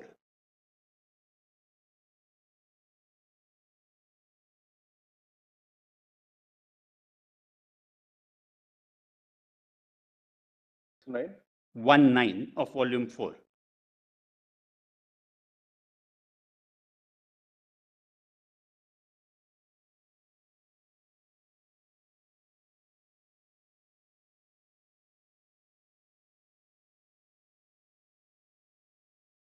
Lordships will see that there is a date of 23rd of January 2023. And the words, for value received, the bank, which is the State Bank of India, hereby proposes to pay on demand to the eligible payee which is holding this instrument upon surrender of the original instrument in the designated account of the eligible political party with the bank, the sum representing the value of this instrument in accordance with the scheme. On payment of the said amount, the liability of the bank hereunder shall stand fully extinguished. So what has been created is a time-denominated anonymous currency.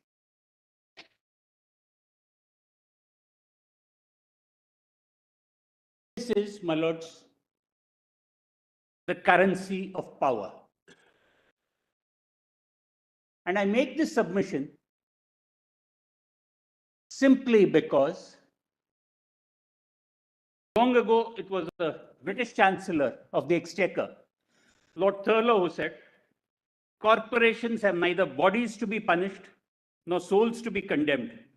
They therefore do as they like. A corporation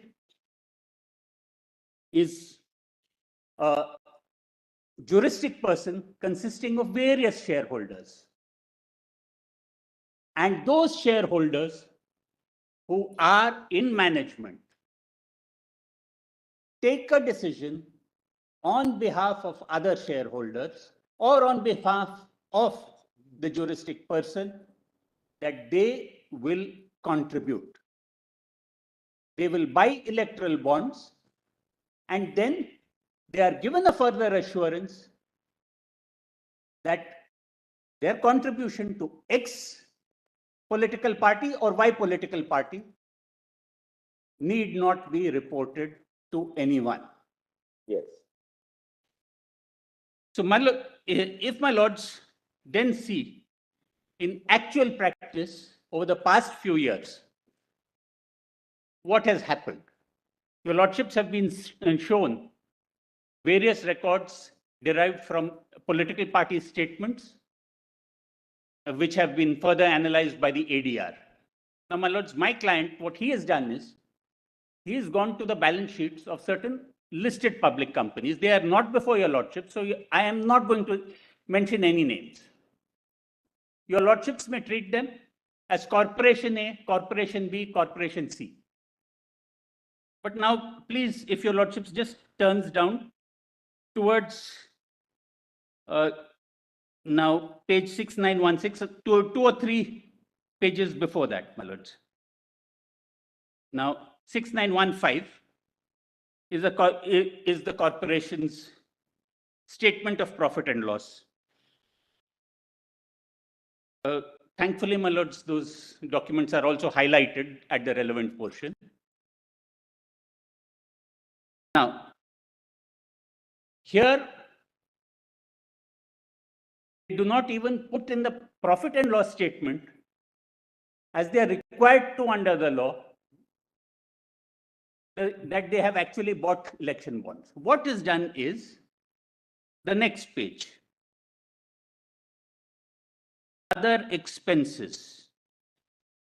And in other expenses, right at the bottom with a double hash, it includes rent, printing, stationery, security repairs and maintenance expenses, etc.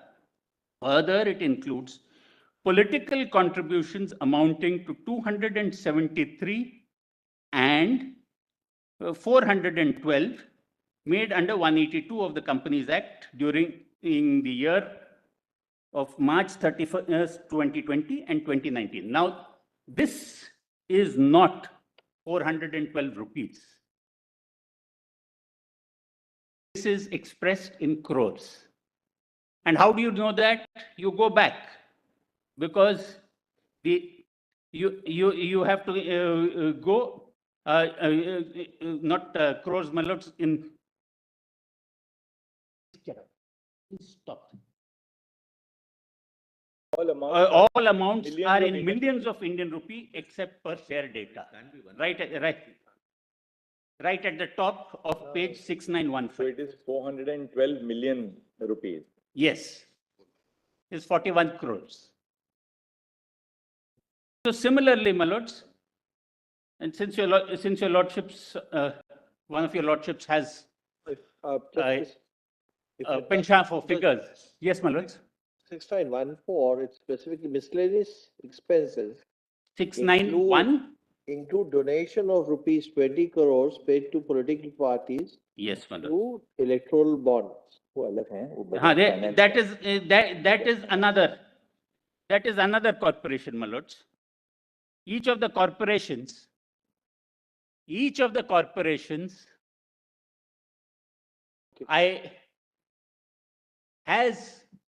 there are no fixed standards.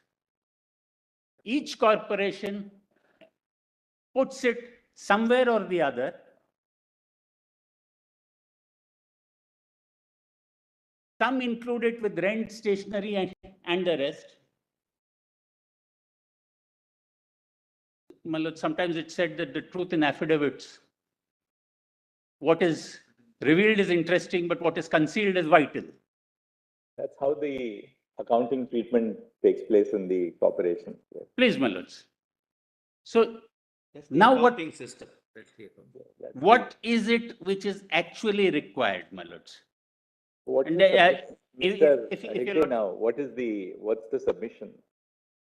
My lords, the submission is this, that even under the current law, at page 8 of the same volume, Mr. Prashant Bhushan's chart, what is required is that no such contribution shall be made by a company unless a resolution authorizing the making of such contribution is passed at a meeting of the directors, and such resolution shall, subject to the other provisions, be deemed to be justification in law. Each time that there is a purchase of an electoral bond by a company, there has to be a resolution of the board of directors, which is not normally open to the public. They are not, the company maintains minutes books. It is available for inspection. Each of these resolutions, my lords, because these electoral bonds are election specific. Not necessarily. It can't be. No. It's the bonds are sold at certain specific stipulated times in a year. January, April, No. October, and then 30 days for the general election. My lords, it is whenever there is an election in a. The argument of Mr. Sibal is that it's not election related at all. Because when you purchase the electoral bond in, say, January, there may not be an election on the anvil at that point of time at all. My lords, And you have to expend it within 15 days. Otherwise, it ceases to be valid in the sense that the contributions made to the PM's relief fund. it has to be cashed within 15 days. Otherwise, it's So a therefore, service purpose. the political party can take it into its accounts. As to when the political party uses the money, there is no limit on that. That is what Mr. Sibal's argument, that it can be used for any purpose. Any purpose at It all. can be used for any purpose. You create an office, a huge political party office. You have residences there for the party leaders. That is sanctioned, and it can be done at any point of time. He said that the term electoral bond is a misnomer. You can purchase an aircraft or a yacht. Yes. But the point here is, my lords, this tranche, each tranche of issue of electoral bonds is normally linked, subject to correction, my lords. So your lordships can clarify it with the declaration of elections. It's not available throughout the year. There are specific times. Specific times. Those times are often matched. No. The specific months in a year, I think there are four months, Quarters. 4 quarterly. It also happens, my lords, that almost every quarter there is an election. No, it's not necessarily. And not a state or a. No, it may be a bipole or something, but not every general election doesn't happen. Not a general election. times Not in a year. general election. Not a general election. But every few months there is a series of elections, and around that time, Mr. Sibal is nodding in no, and his experience is greater than yours, at least in that. that I concede. That I concede. My lords, my respectful point is this: that even with the changes in law, there are compliances required, and those compliances can be further enhanced by what your lordships, the Chief Justice referred to, as far as the Election Commission is concerned. There is the Election Commission notification under 324 with regard to electoral trusts. Mr. Hansaria said that it was not on the website. Thanks to Mr. Prasanna here, I could get it retrieved. Your lordships kindly sees what the election in trust notification itself said. Just one thing. Please, Mali. We take it, all of you, the way you've argued, is the relief you're seeking is quashment of the scheme itself, complete scheme. Yes, my lords, Not any part of the scheme. Not any portions of the scheme. Or No, you are we- seeking is erasing of the scheme with regard to anonymity. my And the lords, challenge to the validity of the amendments to the law. it is a challenge Yes, to the we validity have of the not- amendments. none I of am you not. have Till now been very specific on that. You have broadly argued But on the question of relief or the prayer you're seeking, what do you? My lords, I am an intervener. I can't, You're I right. can't. You're right. You're go right. ahead. It's a wrong question to you. Yes, my lord. We are seeking that the entire scheme be set aside as arbitrary. Okay. And the One of the amendments. will elements get- of arbitrariness is obscurity. That's one of the elements. There are other. We're not elements asking, argued. we're not asking, we just, Since your lordships put it like that, one of the elements is that, but well, it's much broader than that, which is what we want. As an intervener, all that I can point out is You're supporting the petition. I support the petitioner, and I'm making a further case that even under the law as it currently stands, your lordships can impose further directions which would possibly reduce the opacity. Thank you, Mr. Hegde. Thank you. Would your lordships kindly allow me to place that one election commission document? 324. Yes, Please, my lords, under we 324. are uploading it. All right. Yes, my lords, it has been uploaded. Let's see that. Please, my lords. This was with regard to electoral trust. It has been, Prasanna will have. It's out here. As per Rule 17C(a) of the Income Tax Rules, the electoral trust can receive voluntary contribution from any company or individual for funding of political parties. Under the existing law, for transparency of funding, political parties are required to submit their contribution reports in excess of 20,000 from any person. However, there is no such transparency requirement either regarding source of funding or dispersal of funds to political parties through electoral trusts. Therefore, there is a legal vacuum in respect of disclosure of contribution reports by electoral trusts. In exercise of the plenary powers vested in it by virtue of Article 324 and all other powers enabling in this behalf, the Commission hereby issues the following instructions. Electoral trusts are required to submit an annual report of contributions to the Commission before the due date of filing of the income tax return. The report shall be in the enclosed format. The report shall contain details of contributions received from any person or entity, details of all donations given to political parties in a financial year as per the format, and the format specifies the period and the specificity. The annual report shall be verified, signed by the person authorized, and a copy of the. And if your lordships was speaking of the Satya Electoral Trust ballots, that the list of approved trusts was there. And then, my lords, the abstract of donations, details of the contributions, and Part C, name of the political party, PAN, amount distributed, date, and mode. So it's not as if, even under the existing law, the opacity cannot be reduced. I'm grateful. Thank you, Mr. Hegde. Yes. Mr. Document is there, bro, page 7305, volume 4. Volume 4, page 7305. Thank you. It's my learned commission.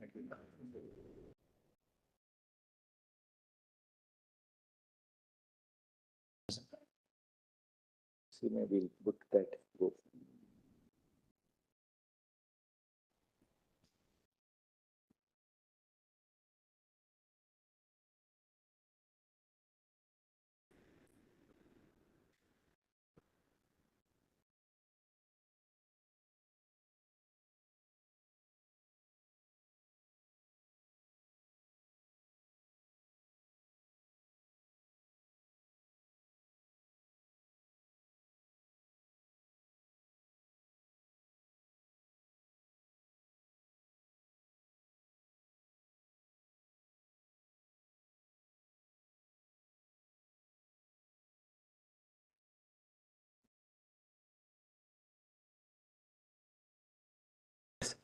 My lords, I appear on behalf of Dalit Panthers Party, my lords.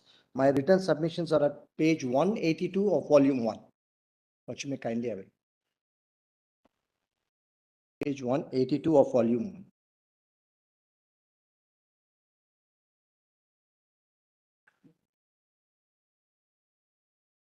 1. My IA number is 156371 of 22. 156371 of 22 minutes.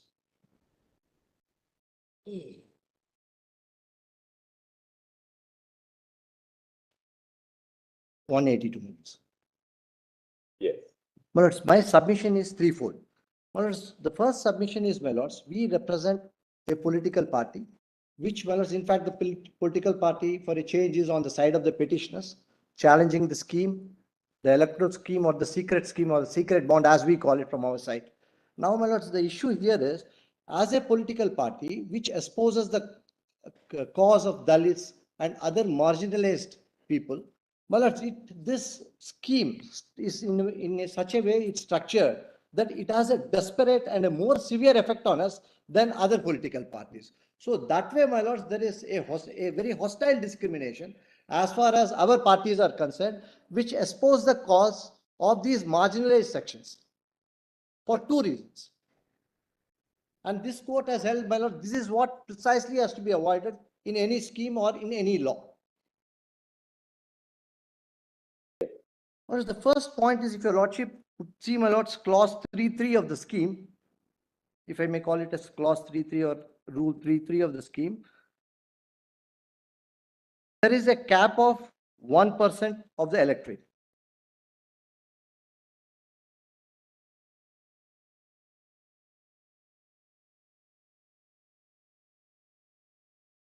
It says, my lords, only the political parties registered under section 29A of the Representation of People Act and secured not less than 1% of the votes polled in the last general election to the House of the People or the Legislative Assembly, as the case may be, shall be eligible to receive the bond.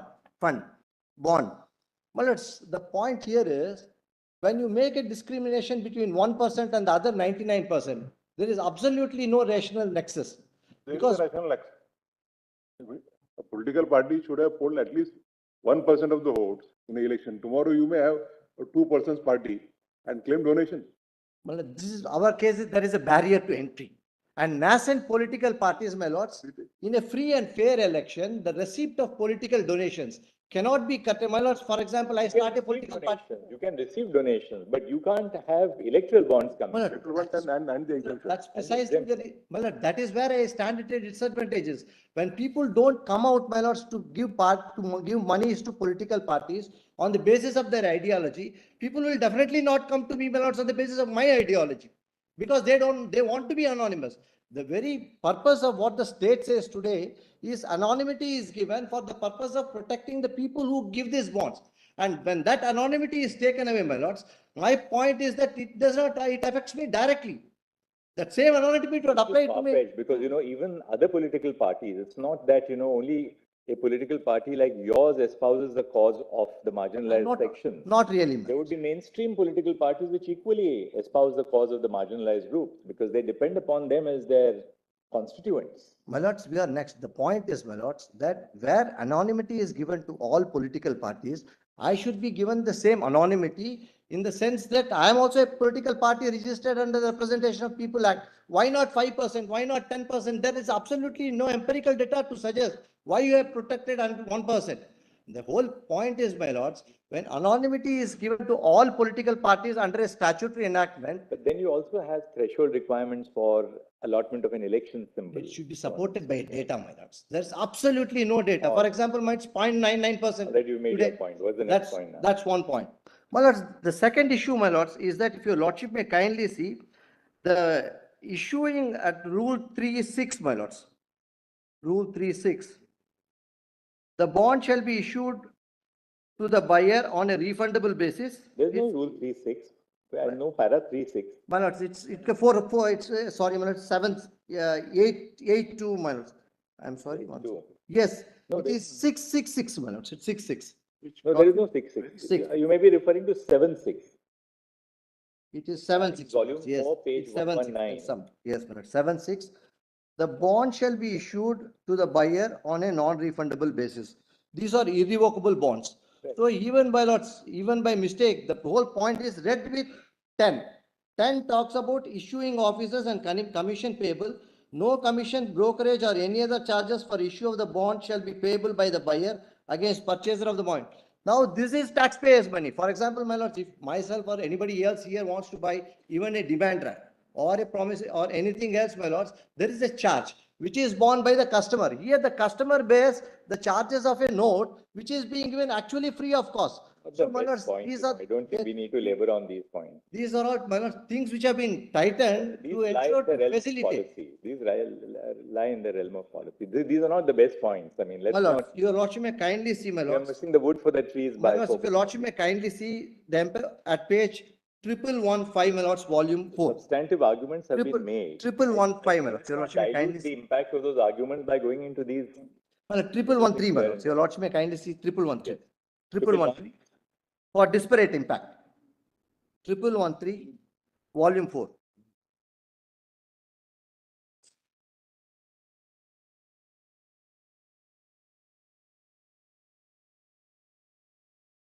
The corporate boards which take a decision. And as well as we are concerned, my lords, the empirical data suggests that we control only 3% of the boards in India. That is in respect of 1,000 top companies which are registered in the stock exchange, Bombay Stock Exchange, as well as the National Stock Exchange, where the market capitalization is 1/4. The Dalits and the other marginalized have only 3%. We are not belittling your grievance, but your grievance is a wider systemic grievance, which is not particularly related to electoral bond. My lords, So your grievance really has to be in the form of another petition, which challenges broader aspects of our election law, which have a disparate impact on parties espousing the cause of the marginalized. But by really conflating that grievance with the challenge to the electoral bond, we are really losing sight of the specific challenge in relation to the electoral bonds. You may want to come forth with a petition, a broader petition challenging those provisions of the election law, which may have possibly a disparate impact on parties, say, espousing the cause of the Bahujan parties. We're not at all belittling that, but we're just trying to say that let's not lose the focus of this. Well, this aggravates the inequalities, my lords. My point is, Right. schemes after schemes like this. My lords, today, my lords, my position is, if I am a nascent party. We don't want to say in this petition, assuming that the others are right, that you have not made out your cause, because that may lead to your cause in that sense being impacted by us ruling on this in a petition where, you know, we don't have the sufficient data. Then your lordship may kindly see. Overview of our election law. So you are raising a point relating to the marginalized groups, but please keep your powder dry for a substantive challenge in a separate petition. That's what we are trying to just sort of without advising you, but you know, I follow. you don't want to lose the impact of what you are saying in a more specific challenge. This is a very niche challenge in that sense. Very important challenge, but a niche challenge. Then my ground on 19(1)(a), my lords, is slightly different. If your lordship may kindly look at my notes, my lords, my 19(1)(a) challenge is that at page 180, at page 187, my lords, that the right to know rival political parties' funding sources is also a part of a political party's right here. But one is for the right of one is for the voter to know, because one is for the voter to know as to who is funding whom as a right of information. Republican Party, they are not.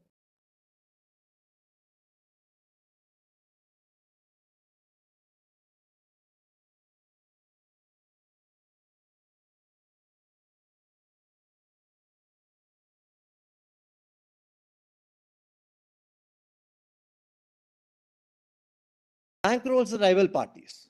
Well, the position here is, your lordship may kindly see, visualize the position that our parties are in at this stage. Now, bigger parties, because of the money and power play methods, become bigger and bigger. We become smaller and smaller. There are barriers at the entry. That's not an issue here. My lords, that's precisely, my lords. Therefore, at least on 19(1)(a). Totally going away from the main issue. My lords, on 19(1)(a), my lords, in which case, my lords, I'm not pressing that point, at least on 19(1)(a), the political parties' rights to know rival political parties' funding is. So, you know, the problem is that you are an intervener. You have not filed a substantive petition. Therefore, we can't strike it down on the ground which you are asserting. You can only support the cause of the petitioners in the main petition. This is apart from, my lords. So therefore, you know, you may want to perhaps reassess your position, come to the court or an appropriate high court and challenge specific provisions of the law, election law, which according to you have a disparate impact on the parties which are representing the Bahujan causes. I mean, we're not at all saying that you're not right on your broader grievance. That will have to be examined by a constitutional court. But you may want to perhaps frame it very differently. Why get into it here as an intervener without adequate data, without adequate challenges to other provisions of the law? Well, That's it's the apart thing. from, well, it's in which case, well, that's the other point on 19 We will not say anything which will affect your cause. Please rest assured. But we are also trying to tell you that perhaps Your you lordship may want to, kindly, then lordship may kindly say that these will leave another day for this cause to be agitated, my lord. It's not that your lordship has heard You're an it. intervener. you are an No, my lords, the intervener. point is, my You lords. can never affect your rights elsewhere. No, my lords, the point is, at least then, my lords, under 19(1)(a), my lords, I should at least know the critiques of these parties, as far as who is bankrolling, that right to information about political parties being funded. That Mr. Bhushan argued, Mr. Sibil argued, everybody has argued that. That there is no difficulty. Now that has been argued. That point you join with the others. Yes, apart from my lords, adopting all this one, my lord, the thing is, just one paragraph of the I judgment. think we'll now conclude My your. lords, only one paragraph of the judgment, my lords, and then I'll leave it to your lord. One paragraph of the. My lords, page 1804, my lords. One para of what are you reading? My lord, 4204 of Kanwarlal Gupta, my lord, Justice Bhagwati speaking, as far as this party regarding elections and the expenditure and what are the other parties' role. Just 10 lines on that. Kanwarlal has been cited yesterday. This one paragraph have not been cited. 10 lines, 2 minutes, All my lord. right. Your lord may kindly see, my lord. This is, my lords, 1975 3 SCC 696 at page, my lords, I am reading 4204, volume 4, my lords. Volume 5. Page. Volume 5.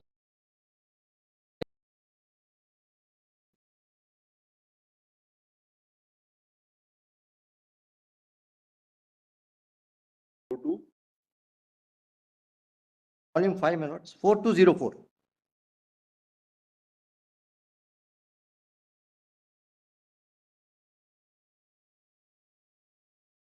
It's 10 lines from top.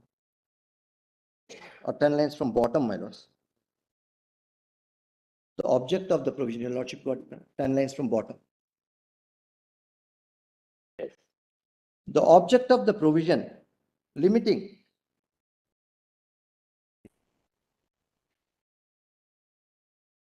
Expenditure is twofold. yes, ma'am. It's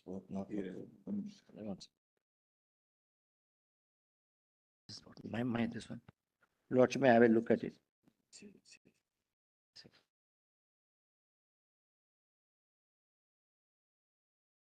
Sorry, my lords, extremely sorry.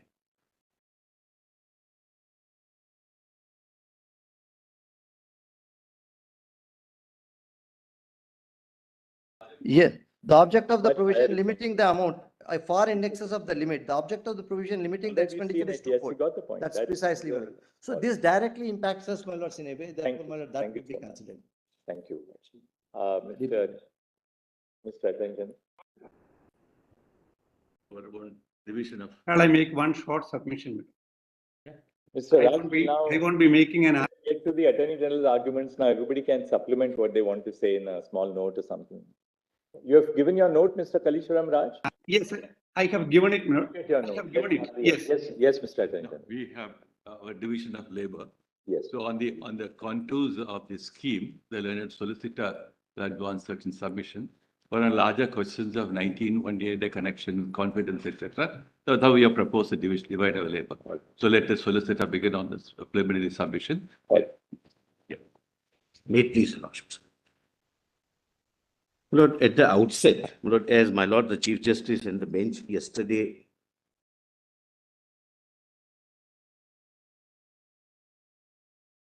I'm sorry, I thought Your Lordships are rising.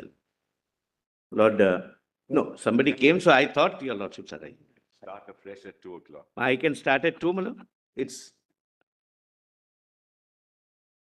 Just one thing,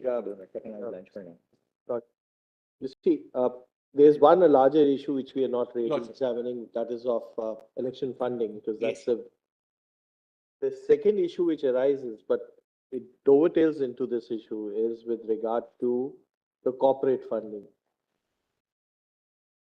And whether it should be open, transparent, or whether it should be.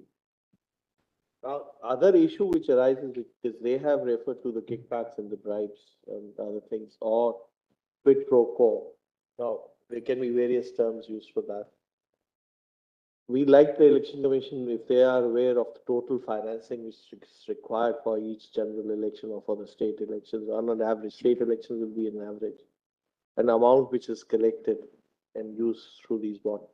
The issue which may come up is because we have this opacity with regard to who's funding, etc. Then how, if there is any quid pro quo, how does anybody establish it? We have an answer, first of all. That I'll answer that, but please do not bear one thing in mind. Please, for the time being, for appreciating my arguments, remove the two expressions repeatedly used, anonymity and opacity. It is a restricted, limited confidentiality which can be, my lord, opened and the veil can be lifted by judicial direction. I'll point that out. Thanks. We'll resume after lunch.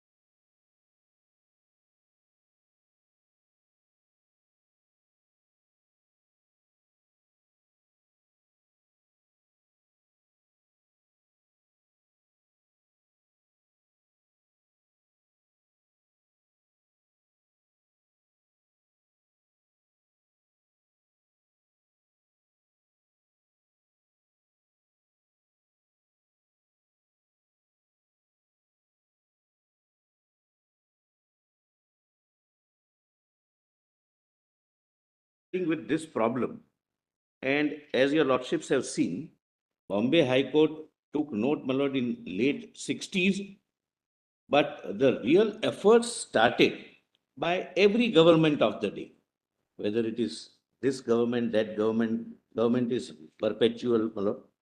Every government did its bit to ensure that there is some methodology adopted which eradicates the power of black money or unclean money in the electoral process. But my attempt would be to show a little history on that, my lords.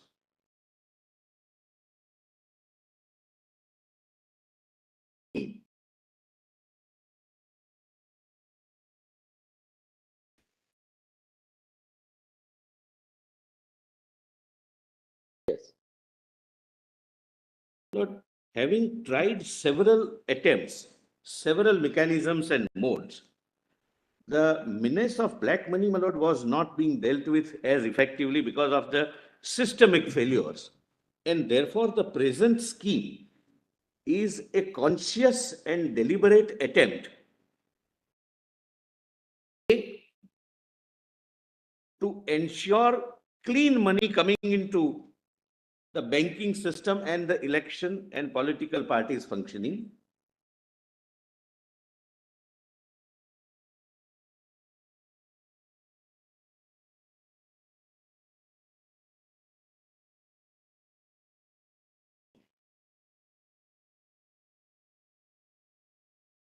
And B, so far as possible to eradicate the menace of use of unclean money, unaccounted money or black money as we say in the elections. We are right now concerned with the use of unclean money in the elections.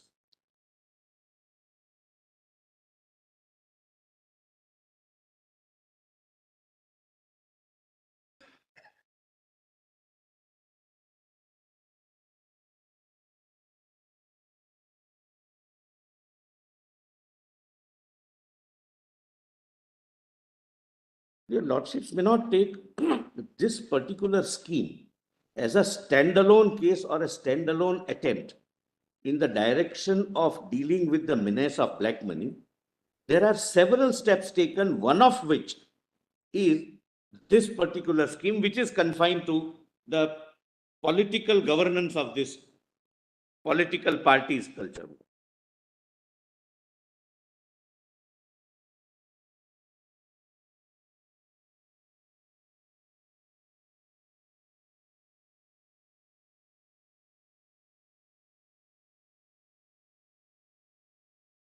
The first step was digitization. The digitization drive, and I'm going to, my lord, give three figures to your lordships.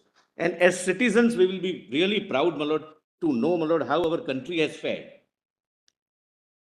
Digitization necessarily results into all transactions coming through, passing through the banking channels, official channels,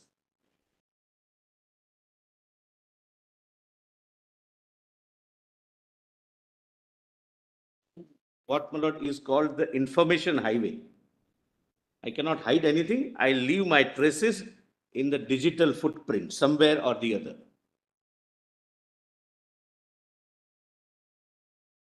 What is the term that you use? Information highway. Informational highway, my lord, where I cannot hide. This is an information highway.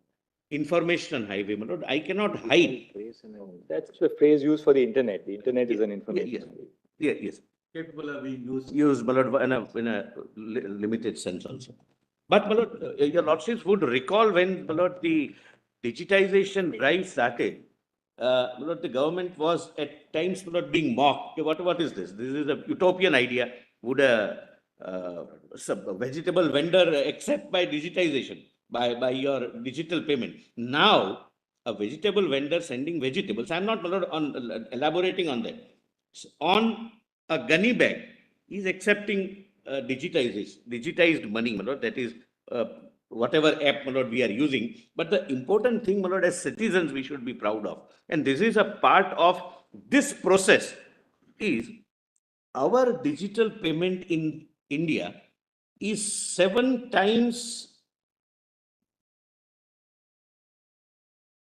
more, 7 times that of United States and European Union put together.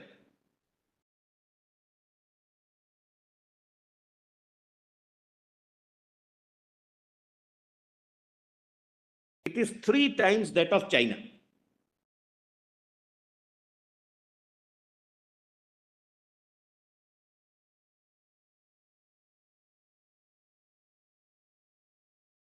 Meaning thereby, more money is now available in the official channels and clean money. I would not, my lord, say, my lord, that the black money or unaccounted cash is completely eradicated. That's, my lord, the ideal thing to do. But we do whatever best we can under the circumstances. So, my lord, the first step was digitization. Second step, my lord, in this direction was the registration of shell companies.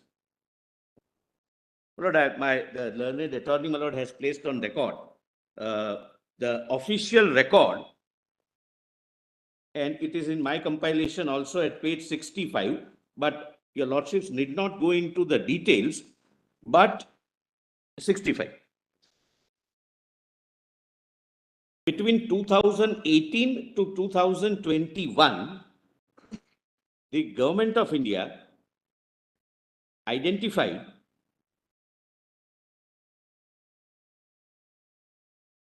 238,223 shell companies.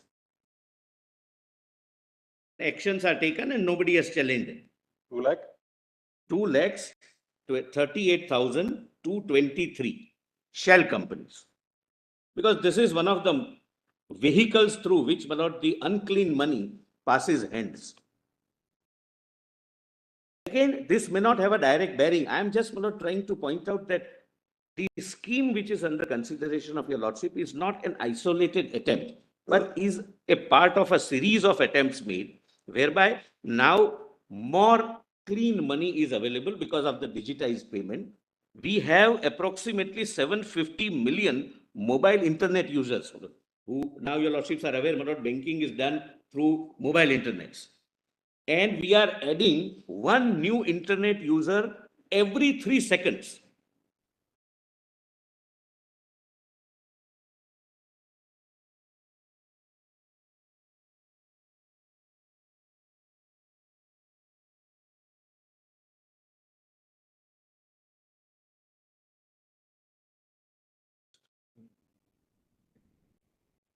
Yes. Now, after going through the history, your lordships would find out, my lord, I'll be able to satisfy your lordships, or attempt to satisfy your lordships, that each and every word used in the scheme is very consciously used, and what they called anonymity or opaqueness is neither anonymity nor opaqueness, but is a confidentiality by design. And why, how, what is the justification, what is the rationale behind it, I'll be able to explain.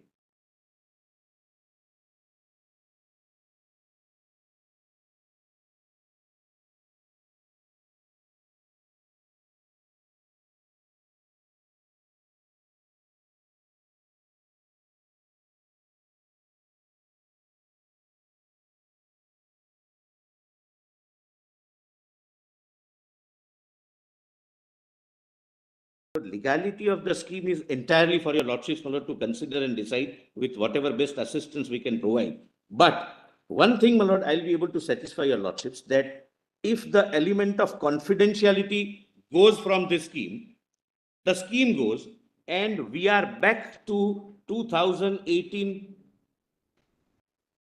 regime, and I am going to show that regime, my lord. And your lordships would like to ask the petitioners what benefit you will get if the country were to go 10 steps backwards. And I have the facts and figures with me.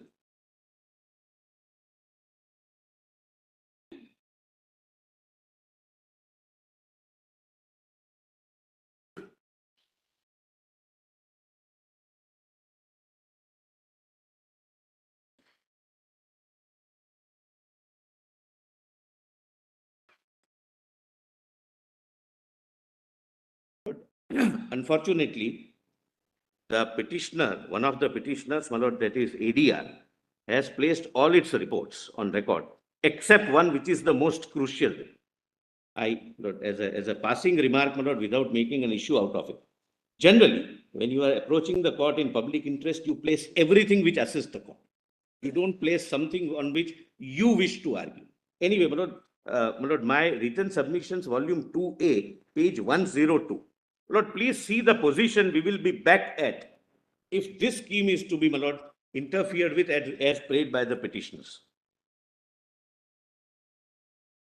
This is, my lord, the report prepared by ADR, the petitioner before your lordships, based upon the figures published by the Election Commission of India And my worry, the worry of the government and the worry of every citizen is that if this scheme goes, we go back to this regime.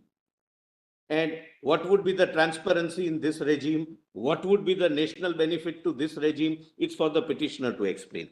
But please see the highlights. Your Lordships have, the title is Analysis of Sources of Funding of National and Regional Parties of India for accounting year 2004-5 to 2014-15, 11 years. Which page number? 102, volume 2A of my written submissions, my lord. The right-hand side top, just for identification, is ADR. Yes, you know, volume, we, 2A, my lord. नंतर आलंय ते. आज सकाळी त्यांनी दिलं. Volume 2A, my lords. मिळालं तुला?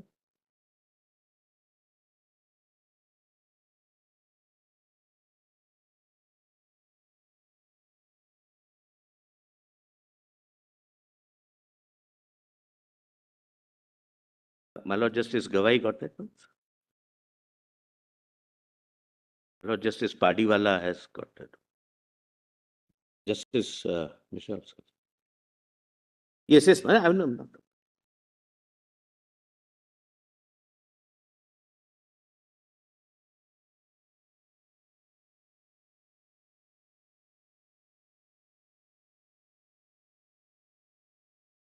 But one thing is very clear.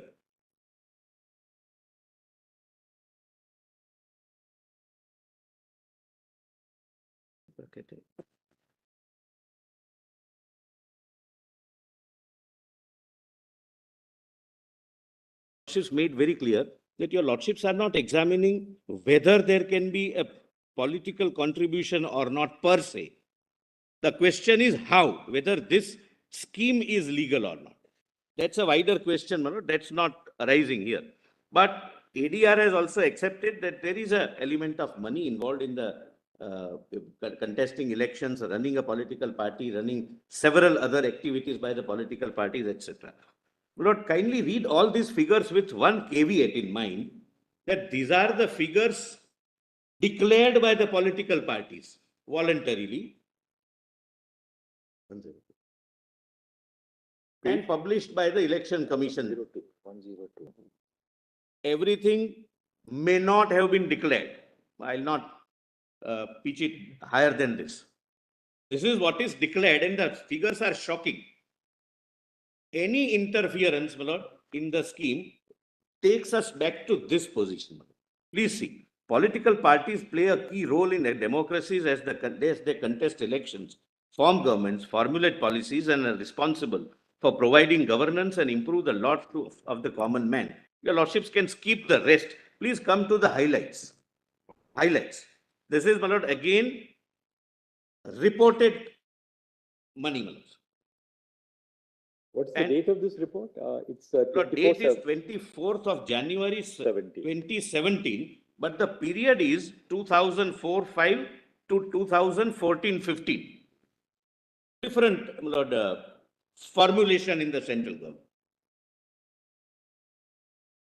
This would also meet with one of the arguments, my lord, very vehemently raised, that look, the ruling party gets the maximum benefit. That has always been the trend from the beginning. You can't help it. 2004 to 2015, there was a different ruling party in power. Now, please see this. The contribution statement submitted by the political parties declare, your Lordships are on the highlights. My Lord Justice Gawai has the contribution statement submitted by political parties declaring names and other details of donors who contribute above rupees 20,000 are the only known sources of income of the political parties. The unknown sources are income declared in the IT returns, but without giving source of income for donations below rupees 20,000. Such unknown sources include sale of coupons. This is done by the CPI-M, Mr. Farasat's client. Ajivan Sahyog Nidhi, Relief Fund, miscellaneous income, voluntary contributions, contribution for meetings, morchas, etc. The details of donors of such voluntary contributions are not available in public domain. Other known sources of income includes sale of immovable properties, your lordships can skip that. Kindly come, my lord, next, total income, your lordship gets that, my lord. Rest is not relevant, my lord, for either of us. Total income of national and regional political parties between financial year 2004-5 and 14-15 is rupees 11,367.34 crores. Total income of political parties from known donors, details of donors as available from contribution reports submitted by parties. They may not have, my lord, submitted all. And black money was in vogue during that period for all political parties. Rupees only 15% of the total income. Now, total income of political parties from unknown sources, income specified in the IT rules whose sources are unknown, rupees 7,832.98 crores, which is 69% of the total income of the parties.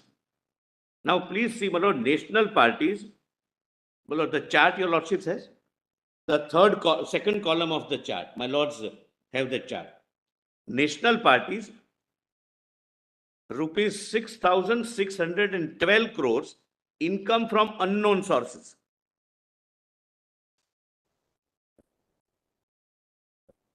My lord, what is this unknown sources? I'll just tell you, lordships. My lord, my lord, before your lordship goes through, my lord, further, my lord, one clarification would be very, very relevant. My lord, may I complete that first, or my lord, just clarification? My lord, every political party needs clean money also, because they have to show expenditure for the purpose of rallies, this, that, and others. How do they do that? And some other shocking details will come. Lord, I deposit 100 crores as a political party, saying that so many thousand people donated 19,000 rupees to me each. If it is less than 20,000, I'm not supposed to disclose his identity. So the cash which I received, I'm showing as unknown sources income, the donation in the form of individuals who have supposedly given me 19,000. That is, and no record is required under the law, because 19,000, there is no record required.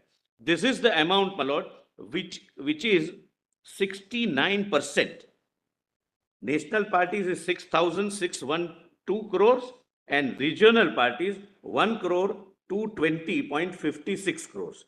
Then income from non-known sources. Please see, my lord, substantially less. Mehta, just one question here. This 11,367 crores is as per the income tax returns? Yes.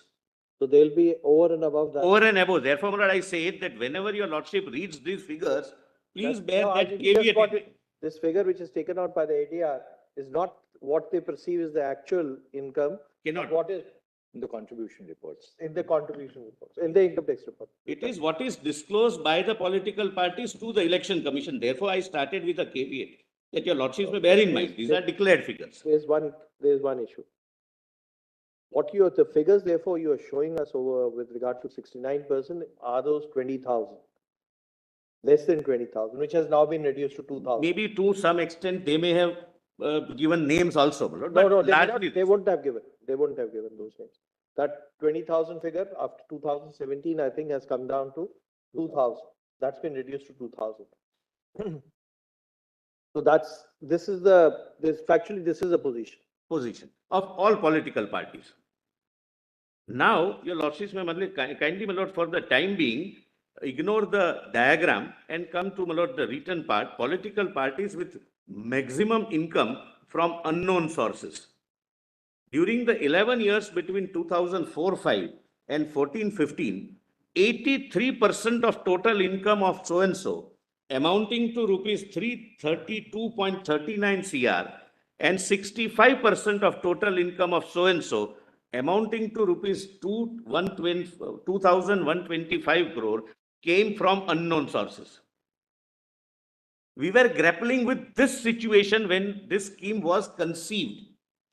Among the regional parties, rupees 766.27 crore, or 94% of the total income of so-and-so party, and 88.06 crore, or 86% of the total income of so-and-so party came from unknown sources.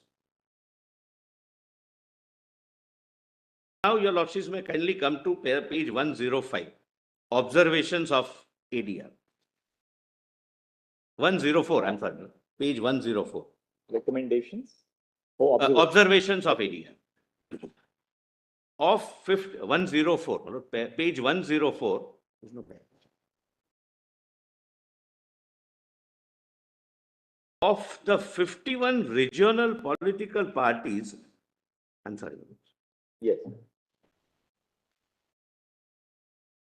Considered for this report, I'm sorry, my lords are writing. One more question.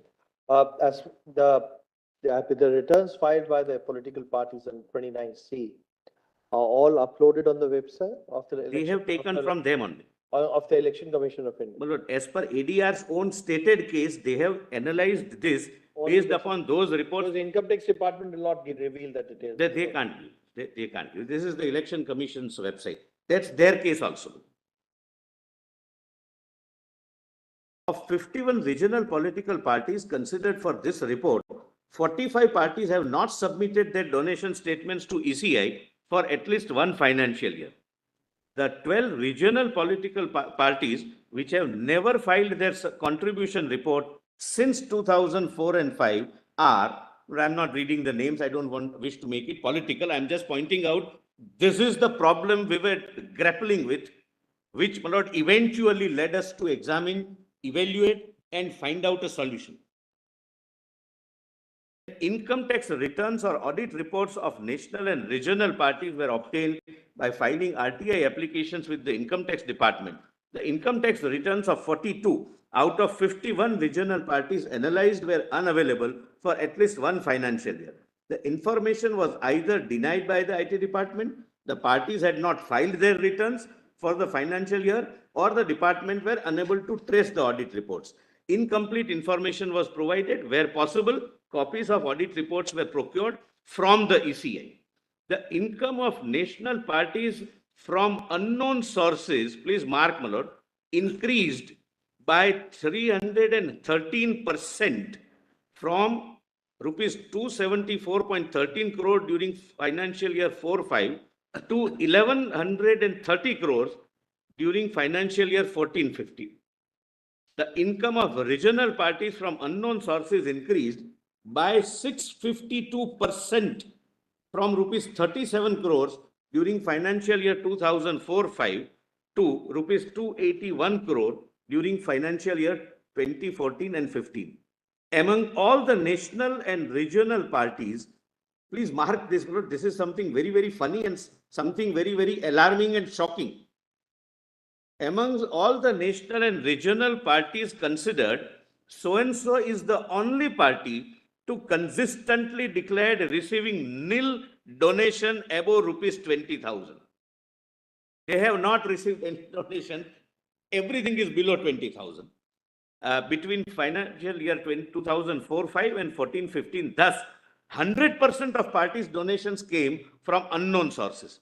The total income of the party increased by 2,057% from rupees 5.19 crore during financial year 4-5 to rupees 111.96 crore during 14-15. And this is as declared within 19,000. Now, please come to page, my lord, 105. My lord, the argument that the scheme has benefited the ruling party. My lord, my respectful assistance to your lordship is this. More contribution going to the ruling party is the norm. That's the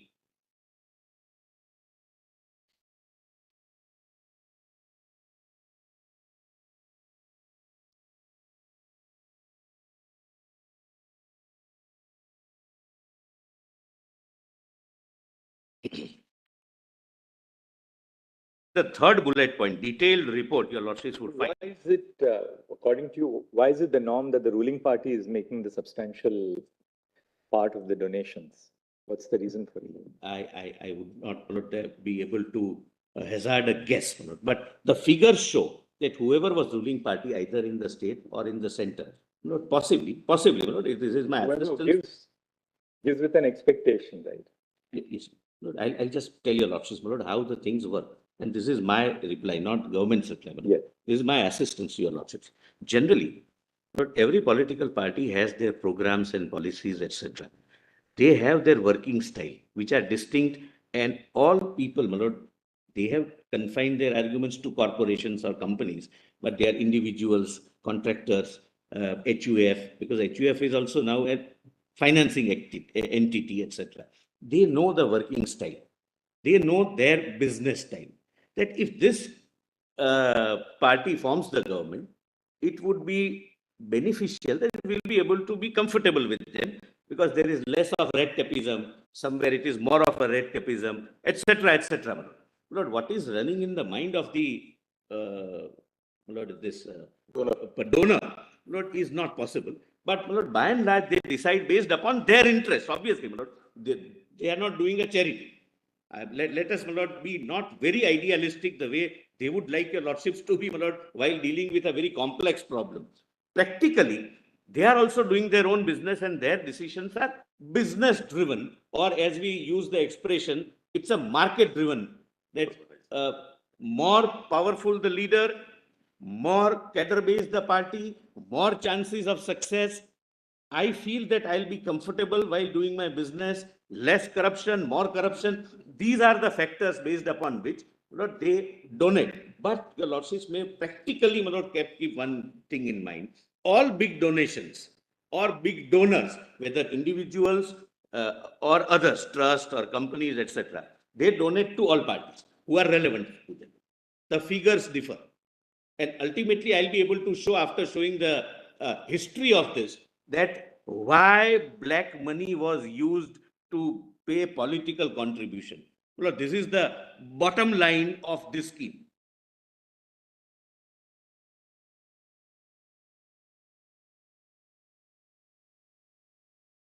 So Mehta, what you said can be one reason. The other reason is money circulation by the party themselves, Money circulation. by the parties themselves.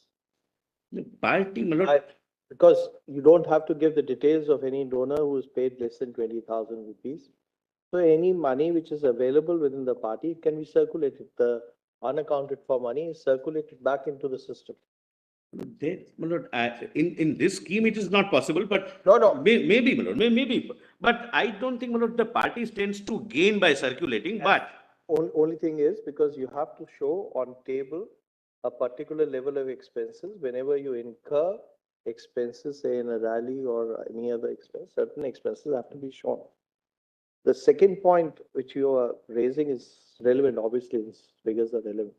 The second point is these unaccounted or unaccounted for were in the transactions below the figure of 20,000, not in the higher. Already not reported, my lord. I would put it. I can go and give 5 crores, but party may choose not to report. That Yes. is possible. That is possible.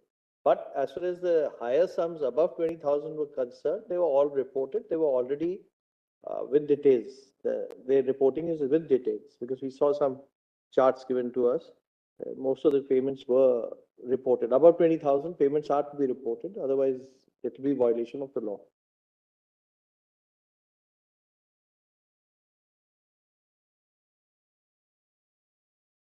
I'll take your losses further. But the bottom line is this, my lord. What was really found, that what is the reason why a person who contributes to a political party chooses the mode of unclean money as payment mode? And your lordships would, my lord, immediately agree with me if we go by the practicalities of life. My lord, what happens is, my lord, suppose one state is going for an election. There are two parties, but they're multi-party, but by and large, there are two parties which go neck to neck. Suppose I am a contractor, and I'm not a company or anything. I am a contractor, and I'm supposed to give my political contribution to party A and party B, or party A or party B, as the case may be. But the fear was, if I give by way of accounted money or by clean money by way of a check, it would be easily identifiable. If I give to party A and party B forms the government, I would be facing victimization and retribution. And vice versa. If I give money to B and party A continues to be in government, then I would be facing retribution or victimization. Therefore, the safest course was to pay by cash so that none of the parties know what I paid to which party. And both parties are happy that I have paid something.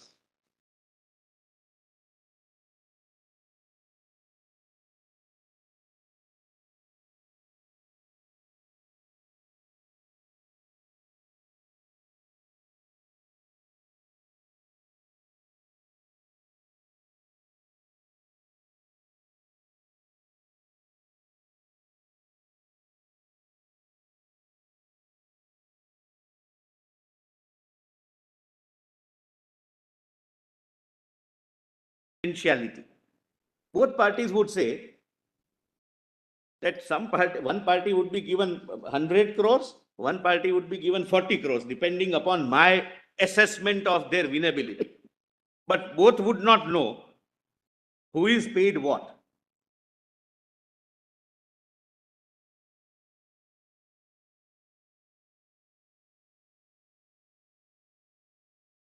Get only clean money or substantial part of the clean money, but practicalities require that I contribute to the political parties.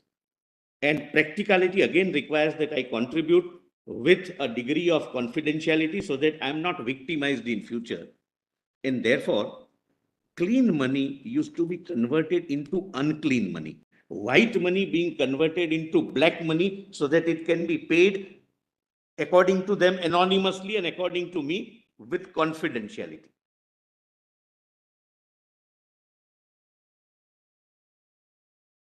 And white money is converted into black money.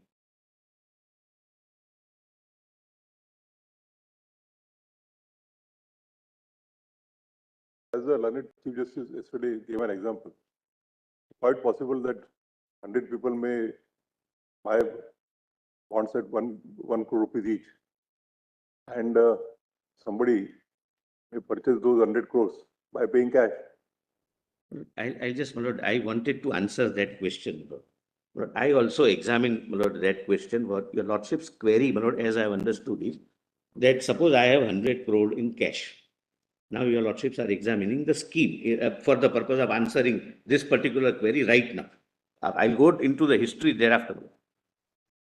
I have 100 crores. What I will do is, I will give him cash of 10 crores that you deposit this in your account, buy a electoral bond of 10 crores, give it to me. I'll give another 15 crores to my another learned friend, and I will aggregate. Kindly, my lord, see the situation. The moment 10 crore of cash goes in his account, there are checks and balances within the income tax department. He will have to face the investigation. My learned friend will have to face the investigation. I will be involving 10 to 15 more persons to buy 10 to 15 electoral bonds. As against that, it's easier for me even today to go with 100 crores to a political party and say, that take this 100 crore in cash. Why should I, involve 10 people as my accomplice? No, the advantage is that the political party will get it in white. There is an advantage for the political party because it will get I would not risk myself. The reason is this: the moment 10 crore cash goes in his account. Suppose if 100 companies, Yes. they purchase it, they are, let us assume all of them are in profit.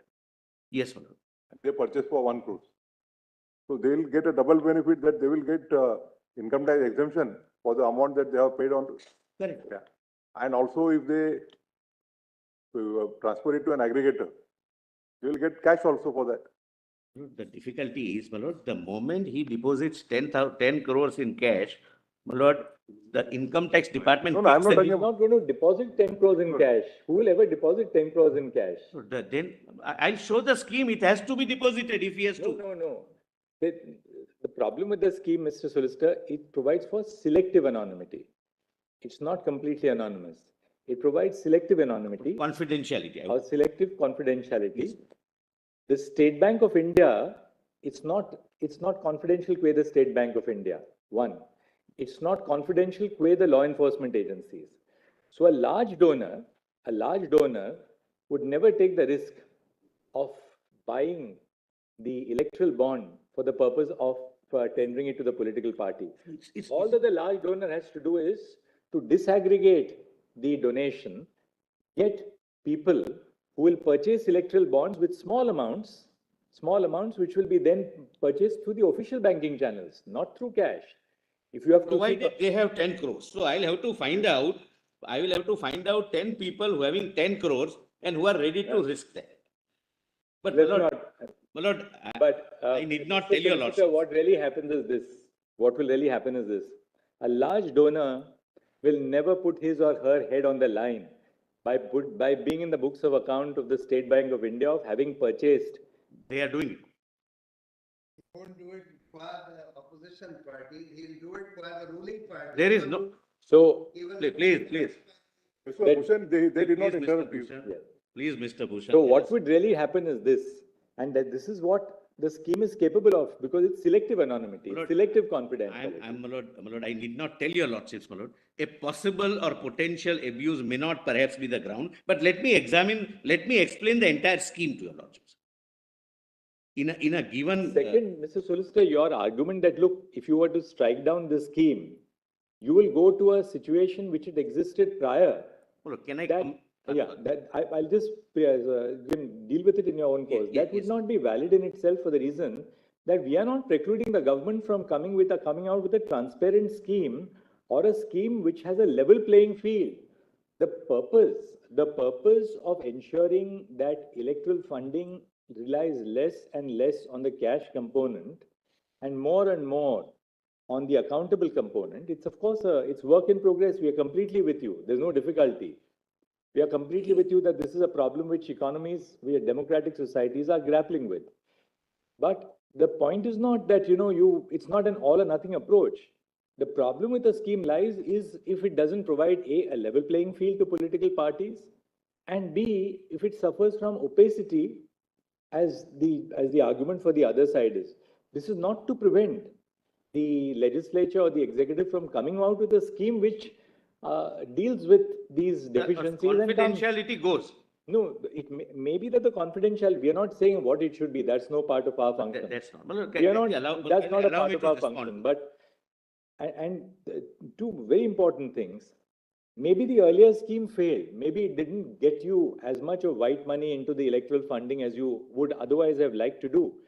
But look at the safeguards in the scheme, in the earlier provisions.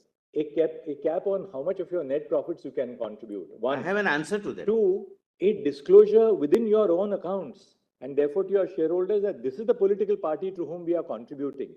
What we are now doing is that in the effort to bring in white money into the electoral process, Yes. Essentially, we are providing for an information hole. Can I respond? That is the problem. The question, the motive may be perfectly laudable, no question about it. Question is whether you have adopted means which are proportional, or do the means meet the test of Article 14? I take it, my lords. Yes. So that I am not discouraged, that your lordships are just putting to me what is their contention. Obviously, that's why I am hearing you. Our views are never final until the last word in the case. I know that, my lord, at 3 o'clock, my lord, it's too much of a seriousness, my lord. I wanted to break that seriousness. Mr. Solicitor, our word is the last word, actually only when the judgment is delivered. I know. In fact, even after arguments conclude, we are all involved in parleys and discussions between ourselves. Formally confer. This was just, my lord, to break, my lord, that aura of seriousness. And us putting questions is getting. To get the answers. I understand, my lord. I have appeared before your lordship on the hundreds of times, my lord. I'm just on the lighter side. I wanted to, my lord. So, my lord, your lordship's, my lord, concern is right. But when I explain the scheme, your lordships would find that anything else other than keeping it confidential, Lord, will not be able to address the problem of victimization. And victimization incentivizes payment by cash. So here, And here, just one caveat over here. yes, Victimization and retribution is normally by the party in power, yes, yes, Lord. not by the party which is in opposition. Lord, the opposition may come But back in just one- power just- after a month. Lord, I'll just, Lord. So, but the figures which you are saying, that the maximum donations which are on paper, which are accounted for, are to the party in power and not to the party in opposition, may not therefore be logically flowing from that argument. No, I am pointing this out, my lord, only to satisfy your lordships, my lord, their argument that because of this scheme, maximum money goes to ruling party. I am just trying to, my lord, show to your lordship, Just there one is more a question. trend, Just one whether more- it is this scheme or prior to that. Just one more question, and therefore thereafter the field is up to you. The other issue is, which is because of selective confidentiality. Now, what happens is when the selective confidentiality as far as donations to the opposition party is concerned, there are ways and means to get that information. And it's easier for the party in power to get that information. It's not. Let's put it very frankly. Well, You've been very let- frank very on the frank. first aspect.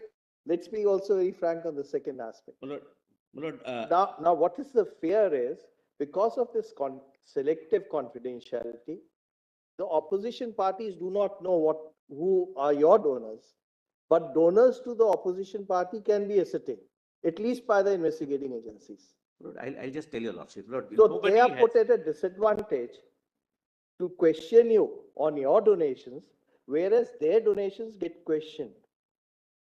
I'll just, Lord, answer that question. You will have to trust, you means, Lord, we will have to trust at some stage someone as the final fiduciary position capacity, Lord, authority. Second, Lord, nobody has so far taken your lordships through the scheme and how the scheme operates. That's what, my Lord, I intend to. Lord, possibly this may not be 100% foolproof scheme. Lord, there may be out of 100, 5 people which your, my Lord, the Chief Justice, my Lord, indicated. They might misuse it. But suppose I am a genuine person who wants to contribute without any retribution. Lord, I'll just give an example. I don't wish to give any example of a live election, my Lord, but imagine a state which is where election process is going on. Party A is in power, party B is likely to be in power, and both are neck to neck. As a contractor, my lord, I would like to, my lord, contribute to both the parties because I know that there is 49% possibility of party B coming into power. And therefore, I will have to be, my lord, contributing to them. I am on practical lines without being idealistic, etc. I'll come on transparency, informational privacy, etc. But let us take it on a practical plane. Either way, my lord, I will be incentivized to give cash because I do not know whether B will form the government after a month. And I do not know whether A will continue to be in the government after the month. Either of the way, my victimization and retribution will continue. So the only incentive is to pay by cash. Nobody knows what I pay. As against that, I will explain in the scheme that nobody can come to know, including the central government. In the scheme, but every provision is made with some intention, some rationale, some justification, and some purpose to prevent some malpractice in mind. But retribution is not avoided by this scheme. I'll tell you the simple reason for it. Under the Companies Act as now modified, a company is not required to disclose to which political party it has contributed, Correct. but it has to disclose how much it has contributed Correct. totally. Correct. So companies, say a large public limited company says, I have contributed 400 crores this financial year, right? Now, the party, including a party in power, whether in the state or in the center, knows how much has come to it in terms of electoral bonds from that particular company? It can never know. Therefore, allow me. No, the party, of course it knows. If the donor discloses Party identity, ABC party ABC knows how much has come from this company into its coffers. You also know from the company's balance sheet how much it has contributed in a macro sense. So that balance sheet no longer discloses to whom it has been Unless, my lord, contributed. That mismatch is sufficient to know as to how much money has gone to the party in power. So it's not that the possibility of retribution is averted by this scheme. so far as possible. But, my lord, after I explain the scheme to your lordships, my lord, your lordships perhaps may have a rethink on this, my lord, apprehension. Because otherwise, my lord, I asked them, what is a better solution? Reverting back to the earlier incentivized black contribution scheme? No, that's again a question. Out of 100, my lord, everybody doesn't pay by 400 crores. Lord, they pay 5 Mr. Sharma, what is the better solution is for Mr. Sharma to answer. Pardon, sir? That's for Mr. Sharma to answer. Even if we have some answers or questions, we will not answer that because we are restrained by judicial review.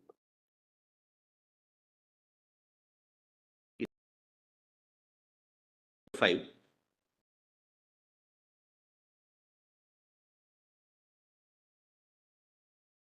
Between 2004-5 to 2014-15, it's not because of the scheme, but because of the trend, because of the consistent practice of the contributors that so-and-so party got, my lord, maximum, then the second, then the third. They know who is going to be in power, my lord. They are better judges, my lord, than of the electoral process, then, my lord, the common man or those who contribute, but they know that where to invest their money. And I'm using that expression, my lord, which I should not have used. Now, please come to page 113.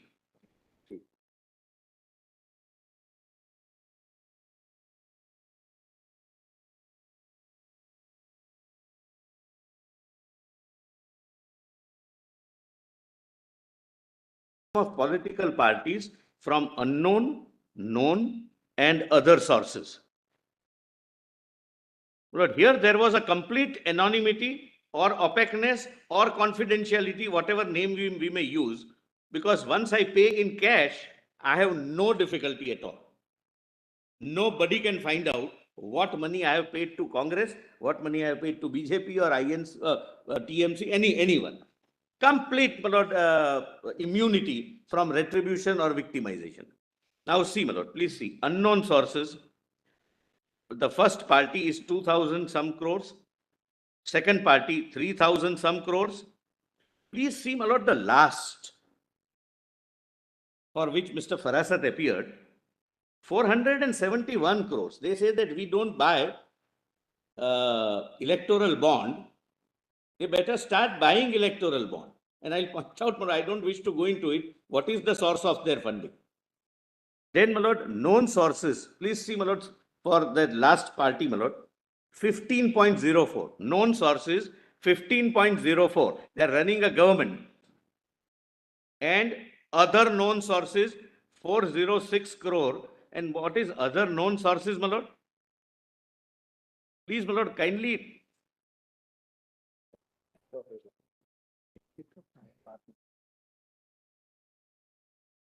My lord, we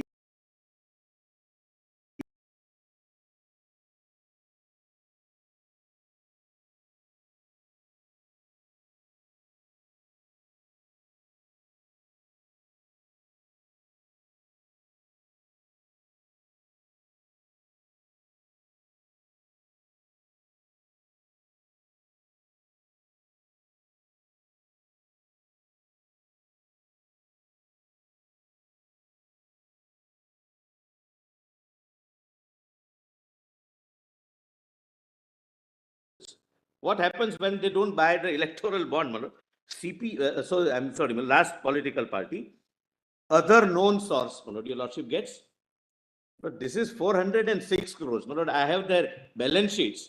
Other known source means membership fees. And membership fees is more than double than, my lord, both the national parties, BJP and Congress.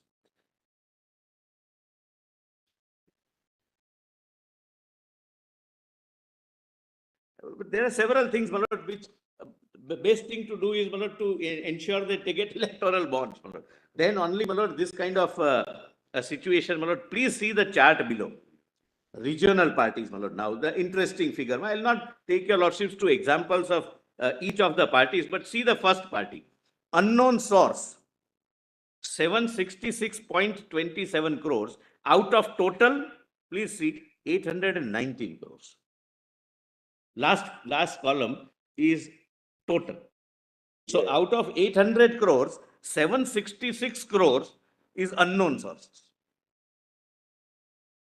Maybe out of 100, what your lordship say, in 2 cases, it may be true.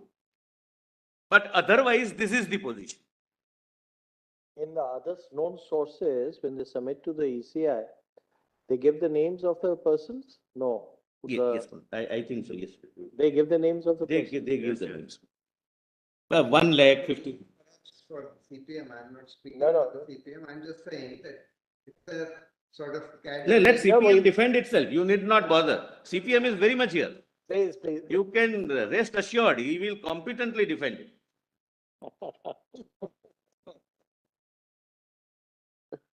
Interestingly. I didn't name the party, my lord.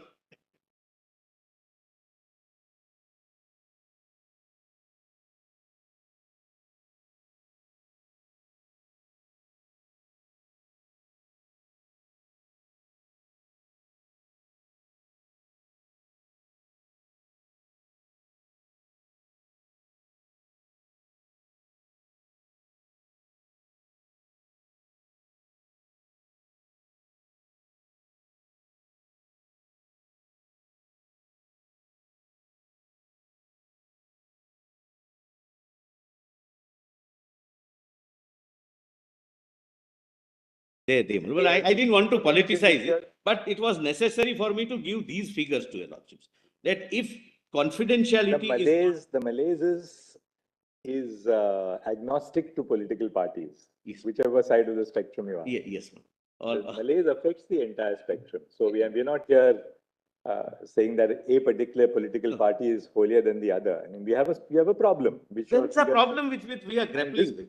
And this figure which you have said, we'll again not say more than that, is 2004-5 to 2014-15. That's all. But I also didn't say anything. I only highlighted the period that this was, even prior, this was the trend. Your chart was not lost to us.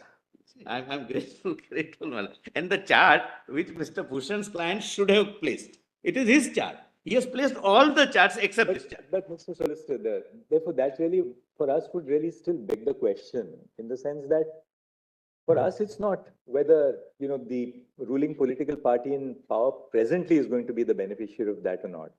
We are testing a question of constitutionality. And We take your point that, well, this is part of our political system. Whoever is in power gets the large share of the pie insofar as electoral contributions are concerned. yes. So we have to deal with this uninfluenced by all this, by the vicissitudes of the change in I'm great. political I'm great. Because that keeps on changing. And party which is in power in the center may be in May or may not opposition be in the state. The state may be completely different party, like my lord, West Bengal, it's neither in center. So this, my lord, in our federal structure, that keeps on changing. So your lordships are necessarily confined to, my lord, whether this scheme is constitutionally my lord, valid and can appeal to your lordship. Now, please come to, my lord, page 6. What are the earlier efforts made?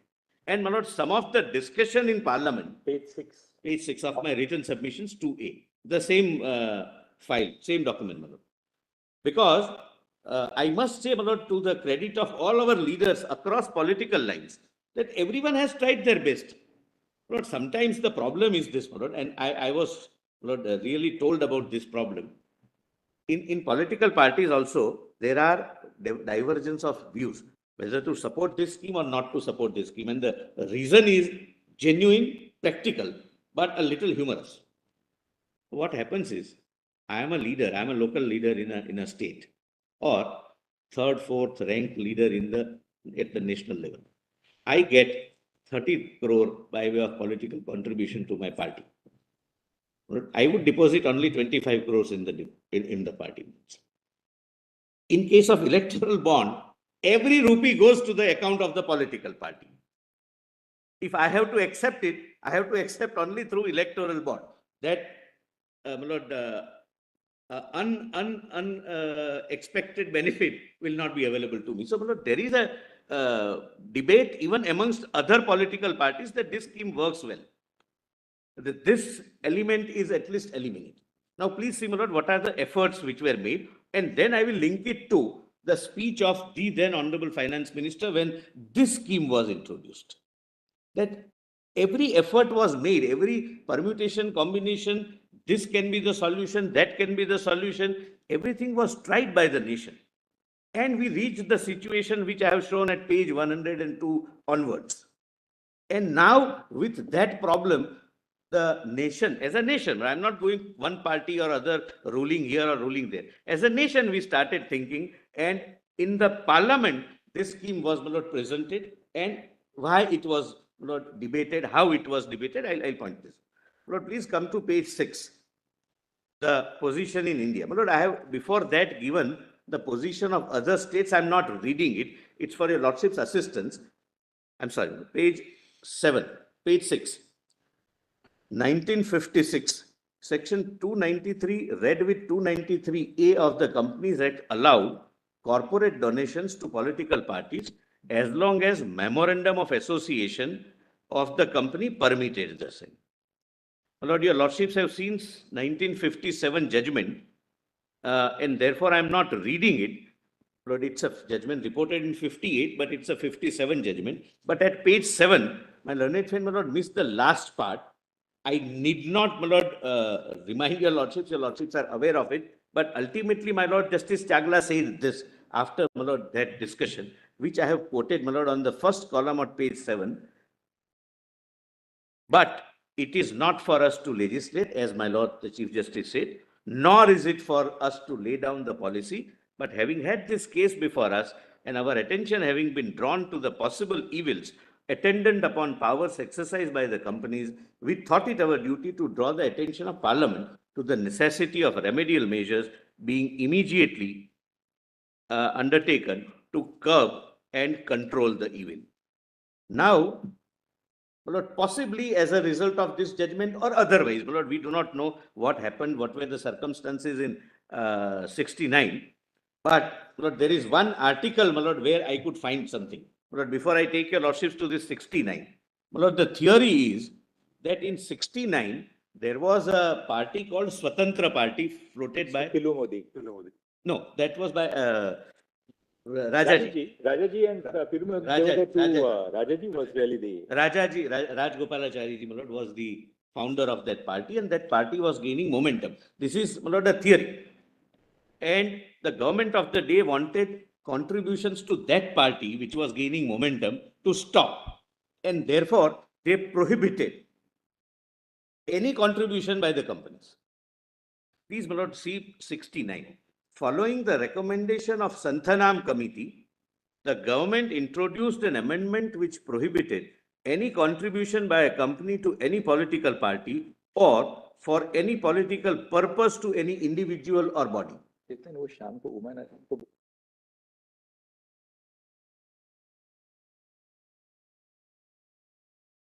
Your lordships can mark this. Santhanam Committee report, I'm not going to read it, is in volume 4. Volume 4.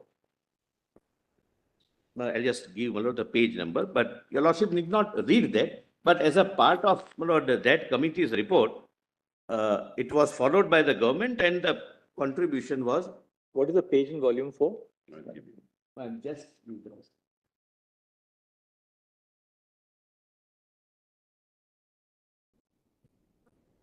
Page 8103, my lord. Serial number? We just to make a, yes. Yes. Now note. Note is interesting, my lord. Therefore, I am tempted to place it. Since corporate funding was illegal, the corporates and politicians created several backdoor routes of channeling the money into the Congress party. I'm sorry, I don't mention names of party. Facilitated by large sums of cash holding with businesses. A commentator has called this practice briefcase politics. My Lord Justice Gawai, my Lord, used this expression, briefcase politics, referring to a prevalent practice of pricing government permits a number of briefcases of cash that can be supplied. In exchange of doling out benefits to corporates, the party collected large amounts of cash and illicit money, while at the same time depriving opposition parties of legally collecting funds from the corporates. Thus, corporate donations continued despite bans. It is devised a new method of legally channeling corporate money into so-and-so coffers by placing corporate advertisements in party journals. Magazines used to be published, souvenirs used to be published. These corporate advertisements were indirect way of funding the party without violating the law. My lord, I have given which article from which I have taken this. Then, my lord, in 1979, the Income Tax Act was amended to exempt the income of political parties from taxation by way of Section 13A, subject. Maybe a rules. Was amended. Yeah, my lord, must be amendment means there must be pre-existing exemption. My lord, I'll answer this, my lord, tomorrow. Then 85. My lord, 85, the then government, my lord, took a bold step.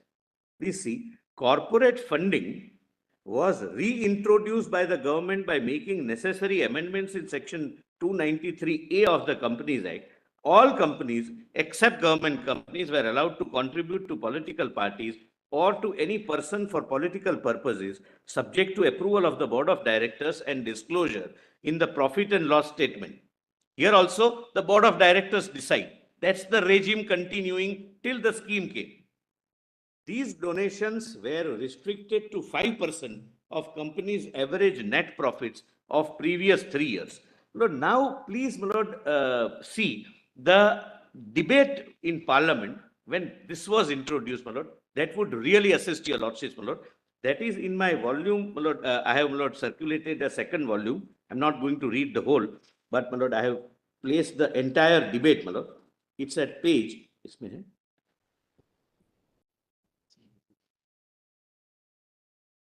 Lord, page 4. 2B, no. 2A of documents, if you can. It's called, my lord, compilation of documents. Compilation of documents. ये कहाँ है यार?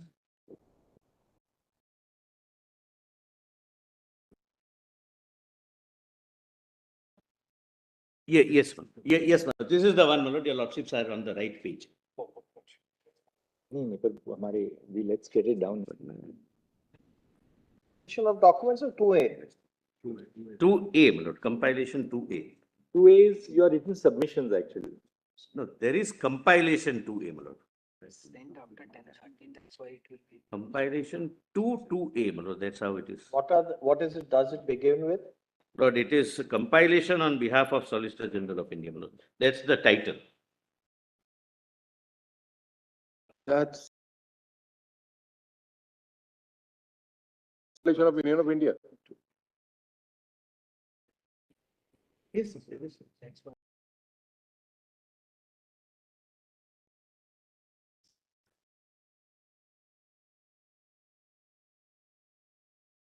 Compilation, no. Lord, 2A doc, that's the. Drop कर देना. These words.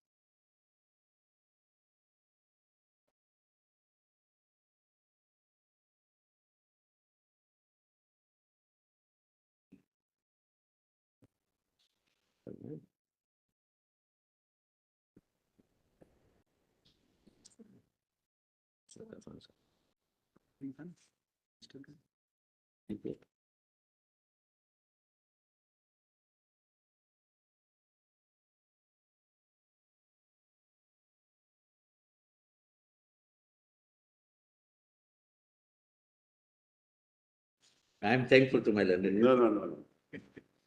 I wish you had told us, but it doesn't matter.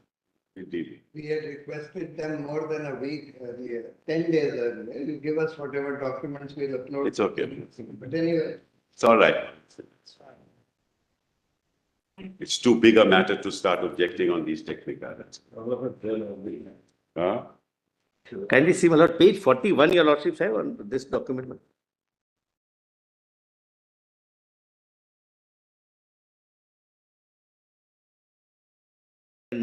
give the appropriate nomenclature or the title to this compilation. On the screen, yeah. It is, my lord, essentially a debate of parliament. It's not a document, my lord, in that sense of pleadings or something. This is Lord, the this is, 1985 yes, Companies Amendment. yes, Companies Amendment Act Bill 1985. The Minister of Chemicals and Fertilizers and Industry and Company Affairs. My lord, please read. Just give us the page reference. This will be called compilation volume. My lord, whatever your lordship says, we will accordingly, my lord. Okay. Kya hoga ye? That's what I'm saying, that whatever the court. Yeah. Said 41 earlier. 41 is the. 2B. 41 it starts.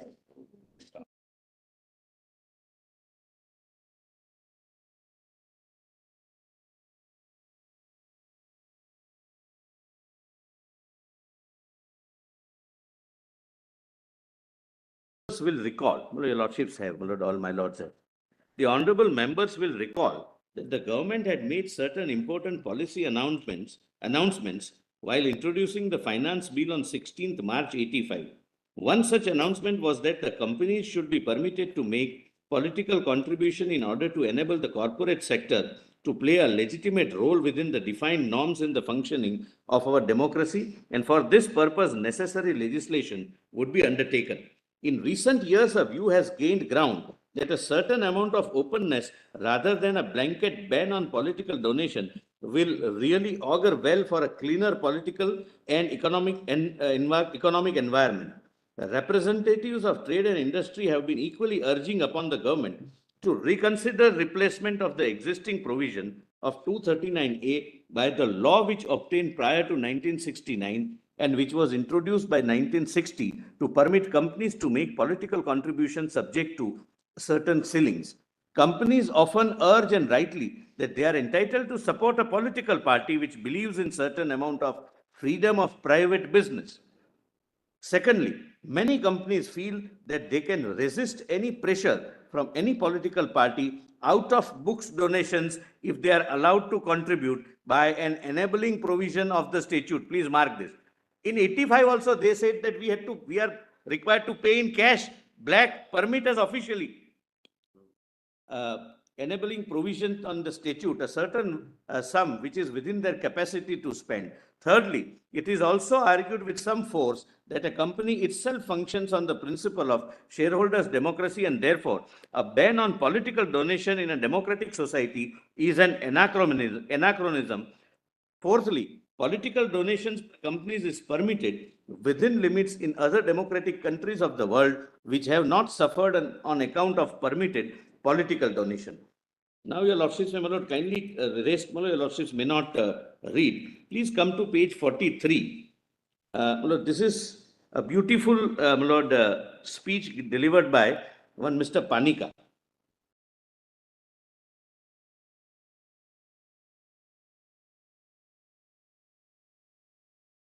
I'm just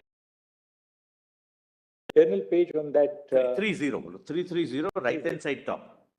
I'm showing that this is the problem with which we are grappling, and we are trying to find out some solution or the other. Where does that speech begin actually? Lord, it's begin at page 326, internal page 320. Left hand side is 325 and right hand side is 326. That's column wise pagination. It seems, Lord.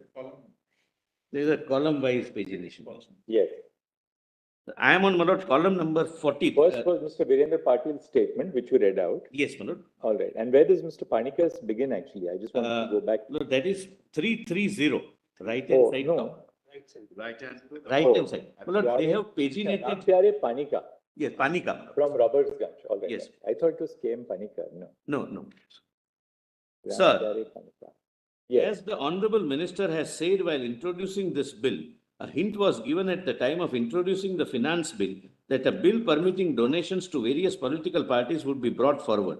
Not only this, the Prime Minister of our country had also announced in the manifesto of our party at that time that at the time of elections, that such a provision must be made, keeping in view the political parties and also with a view to removing corruption from the country. With all these things in view, the Honorable Minister has brought forward this bill today. Therefore, I fully support the bill. Sir, you just have a glimpse into the history of the 37 or 38 years. A bill was brought forward in 1956. Not only this, the leaders of the political parties of the side, where it was Professor Madhu Dandavate or whether it was Sachar committee, were of the view that donation should be banned, and it was under those circumstances that government had imposed a ban on them. But after imposing the ban, it was felt that black money was increasing rather fast, and various political parties who were not in a position to collect donations either due to their own policies or due to other circumstances of their own making were not getting justice even in the elections. Keeping all these things, this bill has been brought forward. I was just going through the debate that took place on this bill in Rajya Sabha. Many of the opposition members have supported it, but at the same time, they have also alleged that the Congress so-and-so party has brought forward this bill in its own interest. I went to tell Sri so-and-so, you have a government in so-and-so, and left front have their government in so-and-so. The so-and-so has its government. Therefore, if you criticize, it is for the sake of criticism. It's not good. There is no question of benefit in it. The question is how to root out corruption from politics. Today, black money poses the biggest problem before the country, and all this is being done by big capitalists, those elements who influence the economy of our country. And if it is not checked, it is but natural that these elements will try to give a slip to government under the pretext of patronizing many political parties. Therefore, today is a very important day in the democracy of our country, and the bill brought forward by the Honorable Minister is a historic one, which will help checking many malpractices which have crept into polity due to the imposition of ban on donations. Not only this, I and my party colleagues are of the view that there should not be too many parties. One knows to what extent the number of parties had risen before the elections in the name of caste, etc. My lord. Please come to, my lord, next page, 334, my lord, the right-hand side pagination. My lord, this is by Harish Rawat, the then MP, possibly, my lord, the former CM of Harish Rawat. Yes, sir. Uttarakhand. The political system, my lord, second unnumbered para. The political system which we have today is an open political system. In such a system, every section is free to play its decisive role, but the prosperous section uses its influence more. There is no denying the fact that the role of money is continuously increasing in our election system. Every political party is ever eager to accept this money in some form or the other and from one source or the other. No political party is today in a position to say that they contest election on the money raised through their membership subscription or by the subscription collected by the workers, except, my lord, we have seen one party, my lord. In this situation, which is developing in our country, wherein at the center there is so-and-so government, and in various states, governments of different parties are being formed, it cannot be said that the rising of resources by way of donations is confined to the so-and-so party alone, and there is a restriction on other parties, and that they cannot accept money. That is not so. Now the question arises, why a ban was imposed on it in 1969? When this ban was imposed at that time, also it was serial on the basis of recommendations made in the reports of various committees that donations by companies were causing degradation, a sort of pollution in politics. But after the ban imposed in 1969, a new situation emerged. The intention behind that ban was good, but the intention was not fulfilled, and it was highlighted by the political parties, the intelligentsia, and the newspapers that the political parties were receiving black money from the companies, and the companies were polluting politics by giving black money, and at the same time, the political parties were giving protection to the companies generating black money by accepting donations.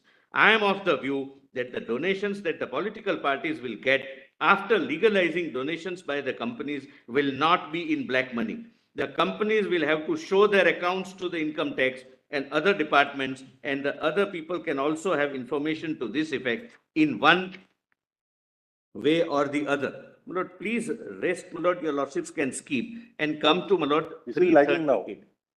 Yes, I'm The sorry. present scheme, this is lacking. Yes, sir, my lord, we are. Other persons will not be in a position to get any Correct, my information. lord. I'll have to justify that. I'll have to justify that. But this attempt was made. Thereafter also some attempts were made, and having found that this is the only possible solution to not incentivize black money, then, my lord, the decision is taken. I'll come to that. I bow down, my lord, and I'll have to satisfy your lordship's conscience on that. My lord, page 338, my lord, second unnumbered para.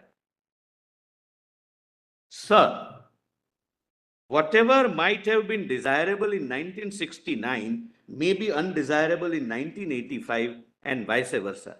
According to the particular situation prevailing at that time, we would have decided something. But now with the change in the circumstances, if we reverse our earlier opinion, there is nothing wrong in it.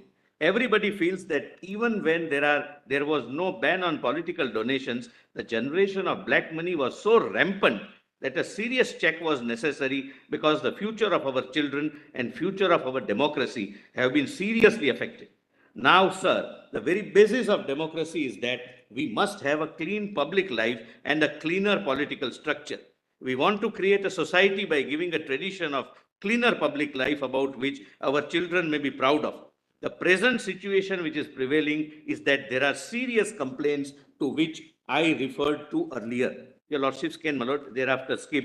Please, my lord, rest may not be, my lord, of much assistance, and thereafter your lordships would find the objection reasons, my lord, why in 1985 this act came to be amended and 239 was reintroduced permitting the political contribution, of course, with the cap of 5%.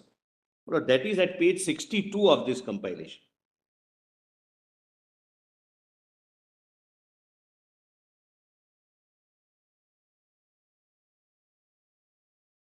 My lord, I may not take your lordship's time on that. My lord, kindly, my lord, come back to my written submissions at page 7. My lord, the statement of objection reasons in substance says what I have read, what was discussed in Parliament. Nothing more, my lord, nothing less. So either of us, my lord, may not get any new fact which can assist your lordship. My lord, page 7 bottom. Wide-ranging amendments were made in the Representation of People Act, the Income Tax Act 1961 and the Companies Act 1956 in various provisions relating to elections, political parties and connected matter. The amendment inter alia included the following. Section 29B was inserted in Representation of People Act by way of which political parties were explicitly permitted, subject to provisions of the Companies Act, to accept any amount of contribution voluntarily offered to it by any person or company other than government company. The provision for declaration of donation received by the political parties was also inserted as Section 29C in Representation of People. My lord, this is now amended, my lord. Your lordships have seen that. A chapter relating to supply of certain material to recognize political parties was also inserted in Chapter 5A in the Representation of People Act. Contributions to political parties by individuals as well as corporations were made 100% tax deductible by insertion of Section 80 GGB and 80 GGC in the Income Tax Act. By way of amendments in the Income Tax Act, this is 2009, tax deductions of the contribution made by a company to electoral trusts were enabled and income received by electoral trusts were also exempted from the Income Tax Act. Then, my lord, 2013, my lord, the 5% cap was increased to 7.5. Then 2014, guidelines for submission of contribution reports of electoral trusts were issued by the Election Commission of India to requiring electoral trusts to disclose details relating to contributions received by it and the contributions made by the trust to various political parties. Lord, please pause here for a minute. Lord, what is this electoral trust? It exists today also. This system exists today. The Honorable Finance Minister in 2017-18, while introducing the present scheme, takes note of it and says that it has not achieved the result it was intended to achieve. Electoral trust is not the subject matter. I'll just broadly point out what are the contours of how the trust operates.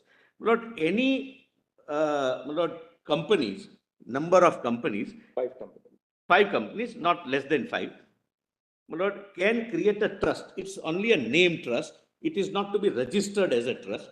It is a Section 25 company.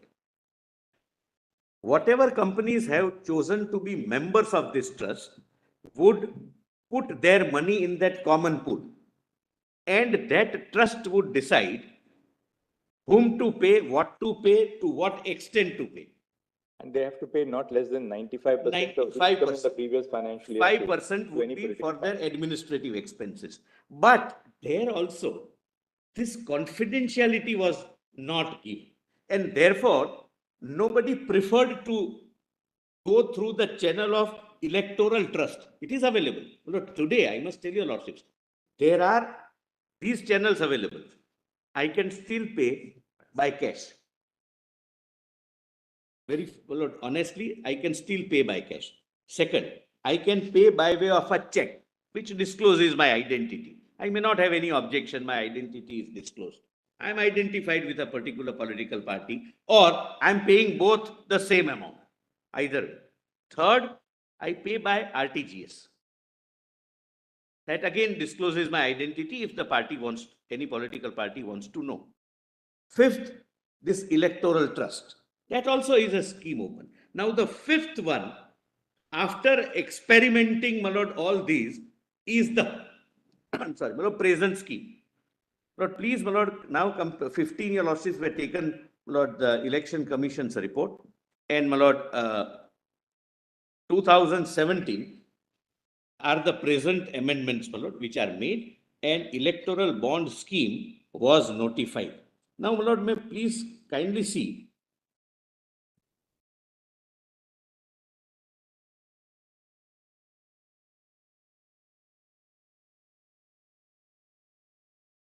highlighting at page 12, your lordships would find position in the United States of America.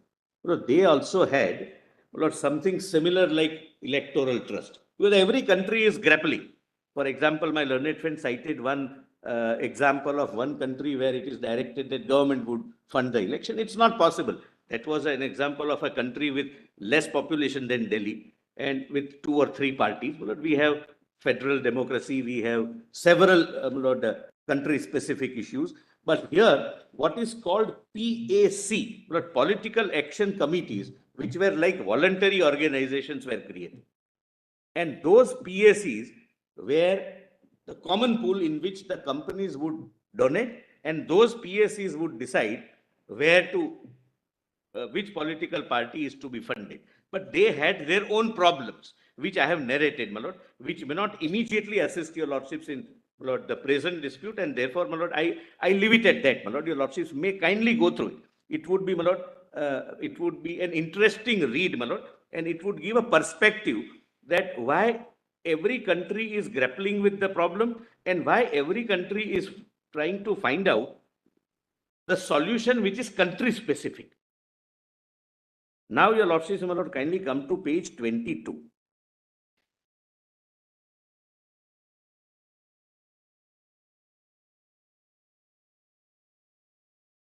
A note of several things, my lord.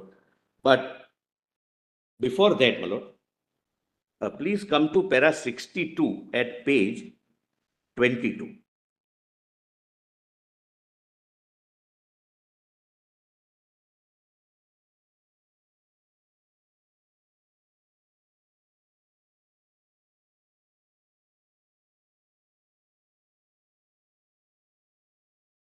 Of sitting with the then Honorable Finance Minister, who, my lord, conceived this. He held several meetings, not with me, with several experts, and the scheme was drawn. And when this petition was filed, my lord, he explained to me, to the learned Attorney General, then Attorney General, Mr. Venugopal, and me. We sat with him for about 3 to 4 hours. My lord. This is the crux of what he felt. Transparency in, my lord, this is the Honorable Minister's speech on 1st of February, 2017.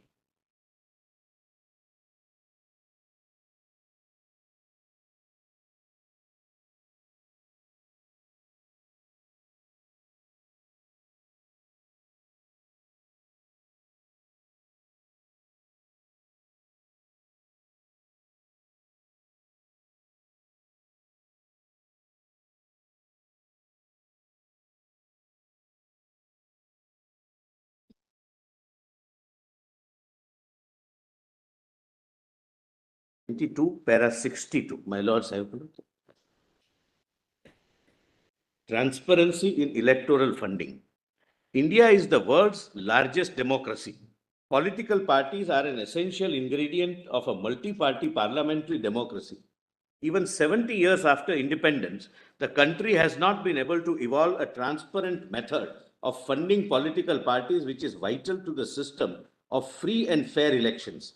An attempt was made in the past by amending the provisions of the Representation of People Act, the Companies Act, and the Income Tax Act to incentivize donations by individuals, partnership firms, HUFs, and companies to political parties.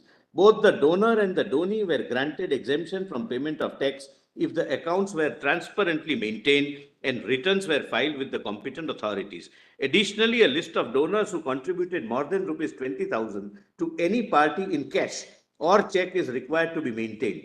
The situation has only marginally improved since these provisions were brought into force.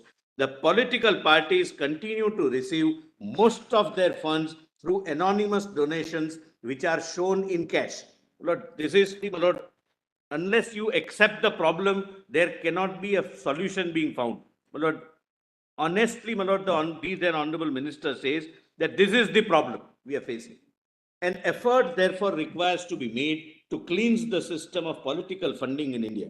Donors have also expressed reluctance in donating by check or other transparent methods, as it would disclose their identity and entail adverse consequences. Well, this is not what I am saying by way of a justification. This is what is in the mind of the lawmaker.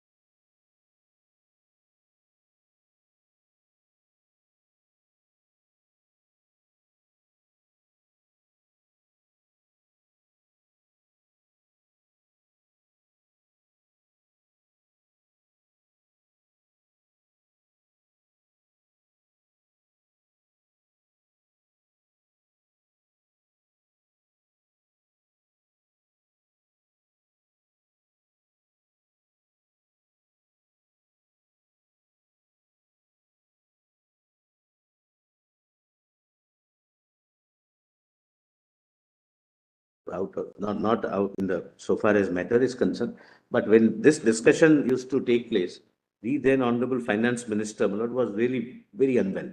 He was in the last phase of Mr. Jaitley, my Lord, and he used to carry some liquid, my Lord, which he used to continue sipping as advised by the doctors, and we lost about 25 kgs, and my Lord, I can remember those days. An effort, therefore, requires to be made to cleanse the system of political funding in India. Donors have also expressed reluctance in donating by check or other transparent methods, as it would disclose their identity and entail adverse consequences. I therefore propose the following scheme as an effort to cleanse the system of funding of political parties. In accordance with the suggestion made by the Election Commission, the maximum amount of cash donation that a political party can receive will be 2,000 from one person. Political parties will be entitled to receive donations by check or digital mode from their donors. As an additional step, an amendment is being proposed to the Reserve Bank of India Act to enable the issuance of electoral bonds in accordance with a scheme that the Government of India would frame in this regard. Under this scheme, a donor could purchase bonds from authorized banks against check and digital payments only. They shall be redeemable only in the designated account of a registered political party. These bonds will be redeemable within the prescribed time limit from issuance of the bond. Every political party would have to file its return within the time prescribed in accordance with the provisions of the Income Tax Act. Needless to say that the existing exemption to political parties from payment of income tax would be available only subject to fulfillment of these conditions. This reform will bring about greater transparency and accountability in political funding while preventing future generation of black money. Further, the speech of the then Honorable Minister, there were some apprehensions voiced by some leaders of the opposition parties. Then, the then Honorable Minister answers. Let me clear the misconception if there is any, because we have gone through this debate at the time of the finance bill itself. This announcement was a part of the general budget itself. I had announced in the budget speech itself that political funding in India needs to be cleaned up. Today, the system is, and this is no secret to any political party or to the world outside, that donations coming to political parties are coming otherwise than through banking instruments. The names of the donors, quantum and source of money are not known. There was complete lack of transparency. Electoral bonds substantially seek to cleanse. He doesn't say 100%. He's very clear that we substantially try to tackle this problem. Electoral bonds substantially seek to cleanse that system. Any person seeking to donate money to a political party during that specified period can buy electoral bonds from the specified branch of the State Bank of India. Those bonds can be given only to a registered political party and only such parties, so that fake parties are not registered, which secured at least 1% vote in the last election. Otherwise, for the purpose of getting donation, you can float a party. Those parties will have to announce one designated account, that is so-and-so or the so-and-so or the so-and-so will have one account given to the Election Commission in advance. These bonds can be encashed within 15 days of purchase by the donor to the political party. My lord, when I come to the scheme, I'll explain why this 15%. That quid pro quo element is, my lord, attempted to be done away with. There would be a significant amount of transparency. Significant amount, my lord. It doesn't say that this is a foolproof solution we are giving. Today, there is nil transparency. When the cash is given, the source of money, the donor, and where it is spent is not known. Therefore, at least now it will be known. The donor will be having an account of how many bonds he has purchased. The political party will be filing returns to the Election Commission, thereby indicating the total bonds it has received and which donor gave to which political party. It is in order to ensure that the transformation into clean money takes place smoothly and people are incentivized to give that. That is the only factor which will not be known. So there will be clean money and a substantial. Mr. Solicitor, there is a clear problem here with this speech. Yes. The finance minister then, it's of course a speech in parliament, but now the element of transparency is that the donors buy these bonds. Not necessary. The donor doesn't have to buy the bond. The person who buys the bond need not be the donor to the political party. Out of 100, your lordships are right, 2 can be such. Not all. We are not on how many. But your lordships would. We are not how many. But your lordships would not. We don't know how many out of 100 too. The point is that a donor does not necessarily have to be a person who buys the bond at all. Second, I'll answer that. I'll answer. Obviously, their balance sheets will reflect that they have bought a certain amount of bonds. Correct. Balance sheets of only the purchaser will reflect, not of the donor necessarily. Correct, Madam. Maybe 3 out of 100, 5 out of 100. No, your lordships are aware I need not cite the law, though I have placed it. Then later in the next para, the learned finance minister says, when the cash is given, the source of money, the donor, and where it is spent is not known. Correct. Therefore, at least now it will be known. How will this be known? Suppose an electoral bond is purchased, the source of the money is not known, the donor is not known, and where it is spent is not known. I'm sorry. All three are not known. No. It is known, my lord. Kindly allow me, my lord, to explain the scheme. My lord, when I buy that, my lord, forget the example which your lordship, my lord, have in mind. Yes. Out of 100, my lord, 5 people may misuse the scheme. That Yes. may perhaps not be the ground on which your lordship would judge the validity. But rest 95, my lord, those who We are really not on want to. misuse. We are on what the scheme really is capable of achieving. Your lordships have not seen the scheme. Right. Lord, nobody has taken your lordship through the. We'll see the whole scheme together. Lord, therefore, but Lord, what the honorable minister is, Lord, trying to say is that if I buy the bond, my balance sheet would reflect that I am buying the bond.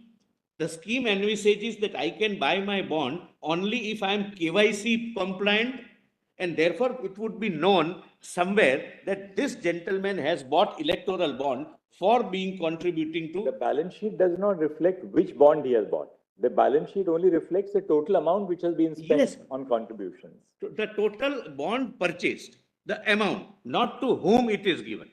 It need not, my lord. Otherwise also, my lord, it is never. My lord, if I buy, my lord, say Kisan Vikas Patra, not a comparable thing, but it doesn't show, the balance sheet would not show it's gifted to my daughter. It shows only buying of Kisan Vikas Patra. Now, when it is given to a political party, the political party would deposit in a designated account. There is, my lord, a minute scheme which is prepared.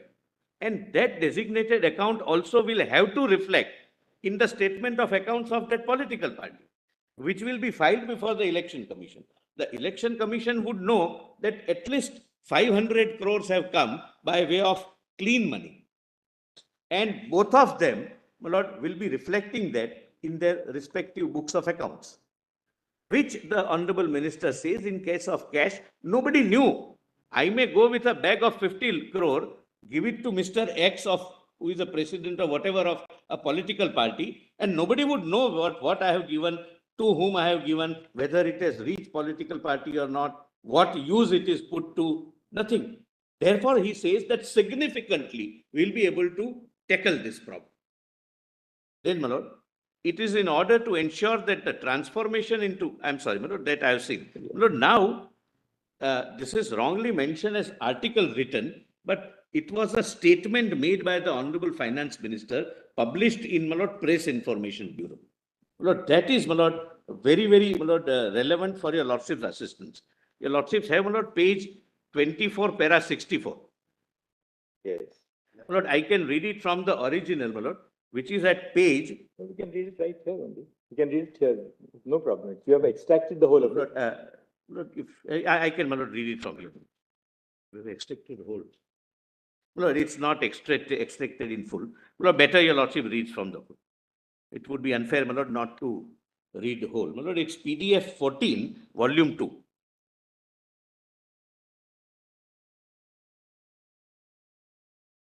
PDF Page 14.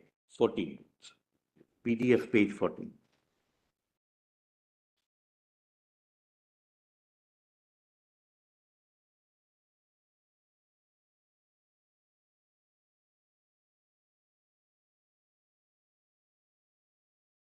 That is already there in the budget speech of the Honorable Minister.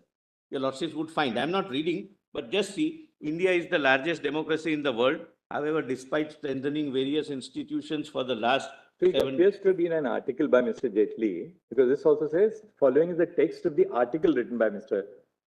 Maybe it was published in some newspaper at that time. No, it was Press Information Bureau, but I'll check up. But I was told, there were some confusions or misgivings, and therefore it was more by way of a statement. But be that as it may, undisputably written by the then Honorable Minister.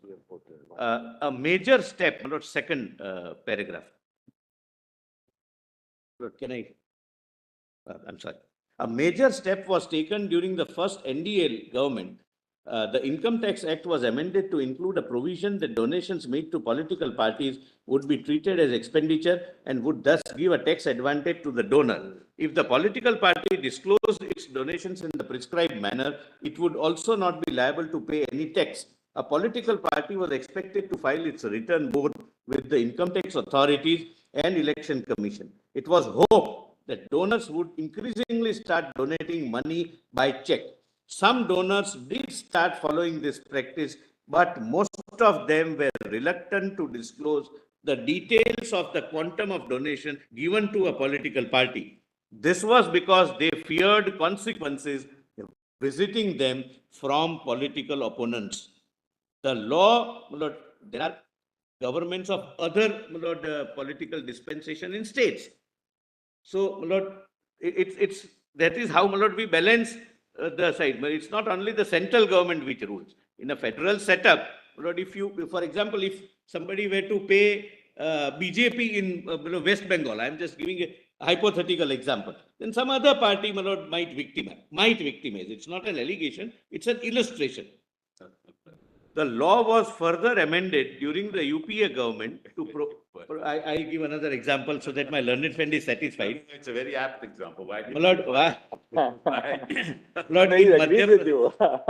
Lord, in Madhya Pradesh, somebody contributes to Congress, maybe BJP might victimize. Lord, now it balances. Now there is a level playing field between both parties. No, there is no level playing field on the funding. The rest is the level playing field. No, this was on the lighter side. Some donors did start following this practice, but most of them were reluctant to disclose the details of quantum of donation given to a political party. This was because they feared consequences visiting them from political opponents. The law was further amended during the UPA government to provide for pass-through electoral trusts so that the donors would park their money with the electoral trust, which in turn would distribute the same to various political parties. Both these reforms taken together resulted in only a small fraction of donation coming in the form of checks. Please mark this. This is what ultimately the experience was. In order to make a serious effort to carry forward this reform process, I had announced in my budget speech for the year 17-18 that the existing system would be substantially widened and donations of clean money could be made to political parties in several ways. A donor could enjoy a tax deduction by donating in check. Donors would also be free to donate monies online to political parties. A cash donation to a political party could not exceed an amount of rupees 2,000, etc. Please see next para. I do believe that donations made online or through checks remain in an ideal method of donation to political parties. However, these have not become very popular in India since they involve disclosure of donor's identity. This is the heart and soul on which, my lord, either I can satisfy persuading your lordships or I fail.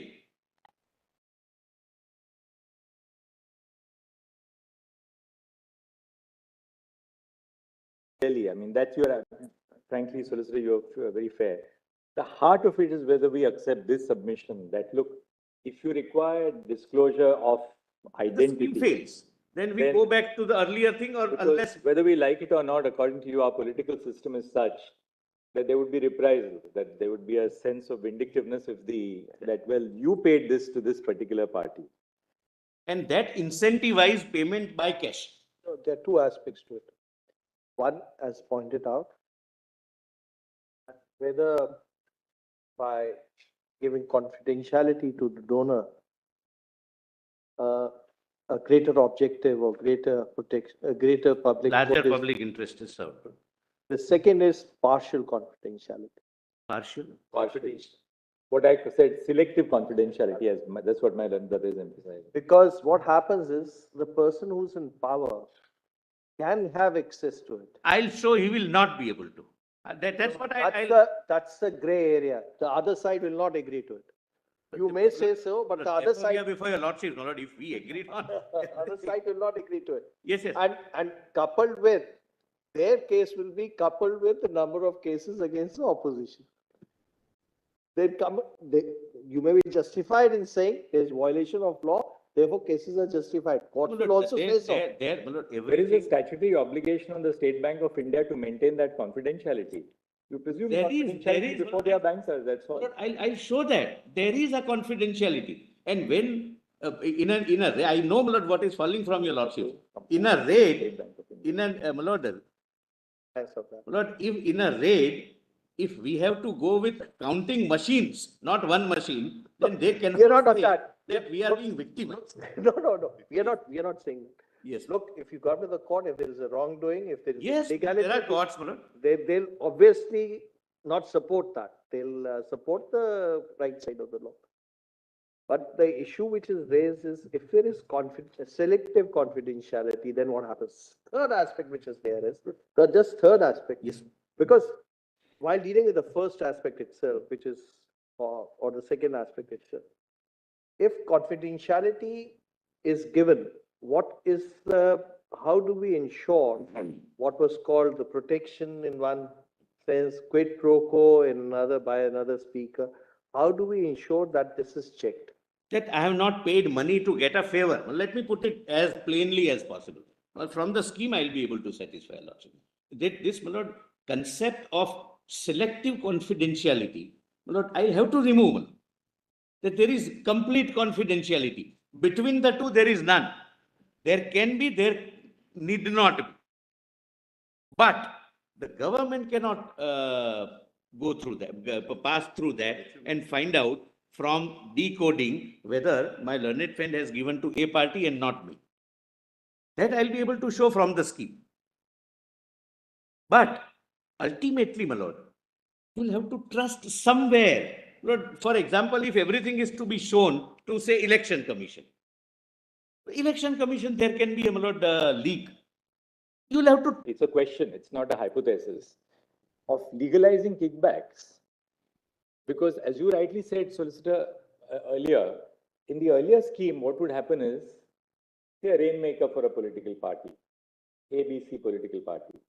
You would collect some money. He collects 50 crores. He's not going to deposit 50 crores in the coffers of the political party. He has his own share in that. Now, basically, the benefit of this, let's look at it, the positives, so to speak. The benefit of it is that you are legalizing whatever the motivation for the receipt of the funds, but now it goes to the party. It doesn't go to the individual. That's the benefit.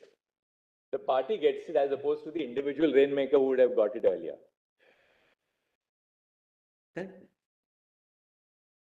And we have no way of knowing whether this is really also legalizing the motive for the inflow of the funds. My lord, kindly see. Just, my lord, I'll answer that, my lord, in detail tomorrow. We got your point. I mean, I'll just, my lord, leave one thought. We'll reflect on it, which is your case is that, look, this is the political system, whether you like it or not. Whether we like it or not, this was the political system. This is how it operated. We have at least tried to improve upon it. The fact that we don't succeed doesn't reach out to the constitutional validity of it. Maybe we have not improved upon the system, but we have tried to improve upon the system. I'm grateful. No, one thing. That discourse is the argument, well, I hope your lordships are talking about his argument. Yes, that's his argument. No, that's what his, no, we have formulated whatever. We can only hear. It's also in a lighter way. We are very open to everything. But not forget this That's scheme why he is. pointed out what it's right. what was the regime before. That's right. No, my lord, forget Do away this. with black money has to be the, we are all on one platform on that. There was a very simple, Yes. which I had pointed out, if they wanted to deal with. No, then you have to go to Parliament. That way you can't find out here as a public interest. You litigation. allow all this and distribute it amongst all the candidates. All Simple. that. Allow all this. Just one more question. But you cannot With ditch the regards party. to the unaccounted, that is to 20,000, now reduced to 2,000, the quantum which has been received by all the parties, Whatever. and how It is there, my explained. lord, in the It's there. compilation which I have filed, my lord, would If your it's lordship. there, then it's fine. But my lord, my lord, I'm just leaving a Percentage. thought with your lordships, but I'll respond tomorrow. But suppose this scheme is not in existence. I want to give a kickback. I will pay kickback, has to be, my lord, by way of By way of cash. cash.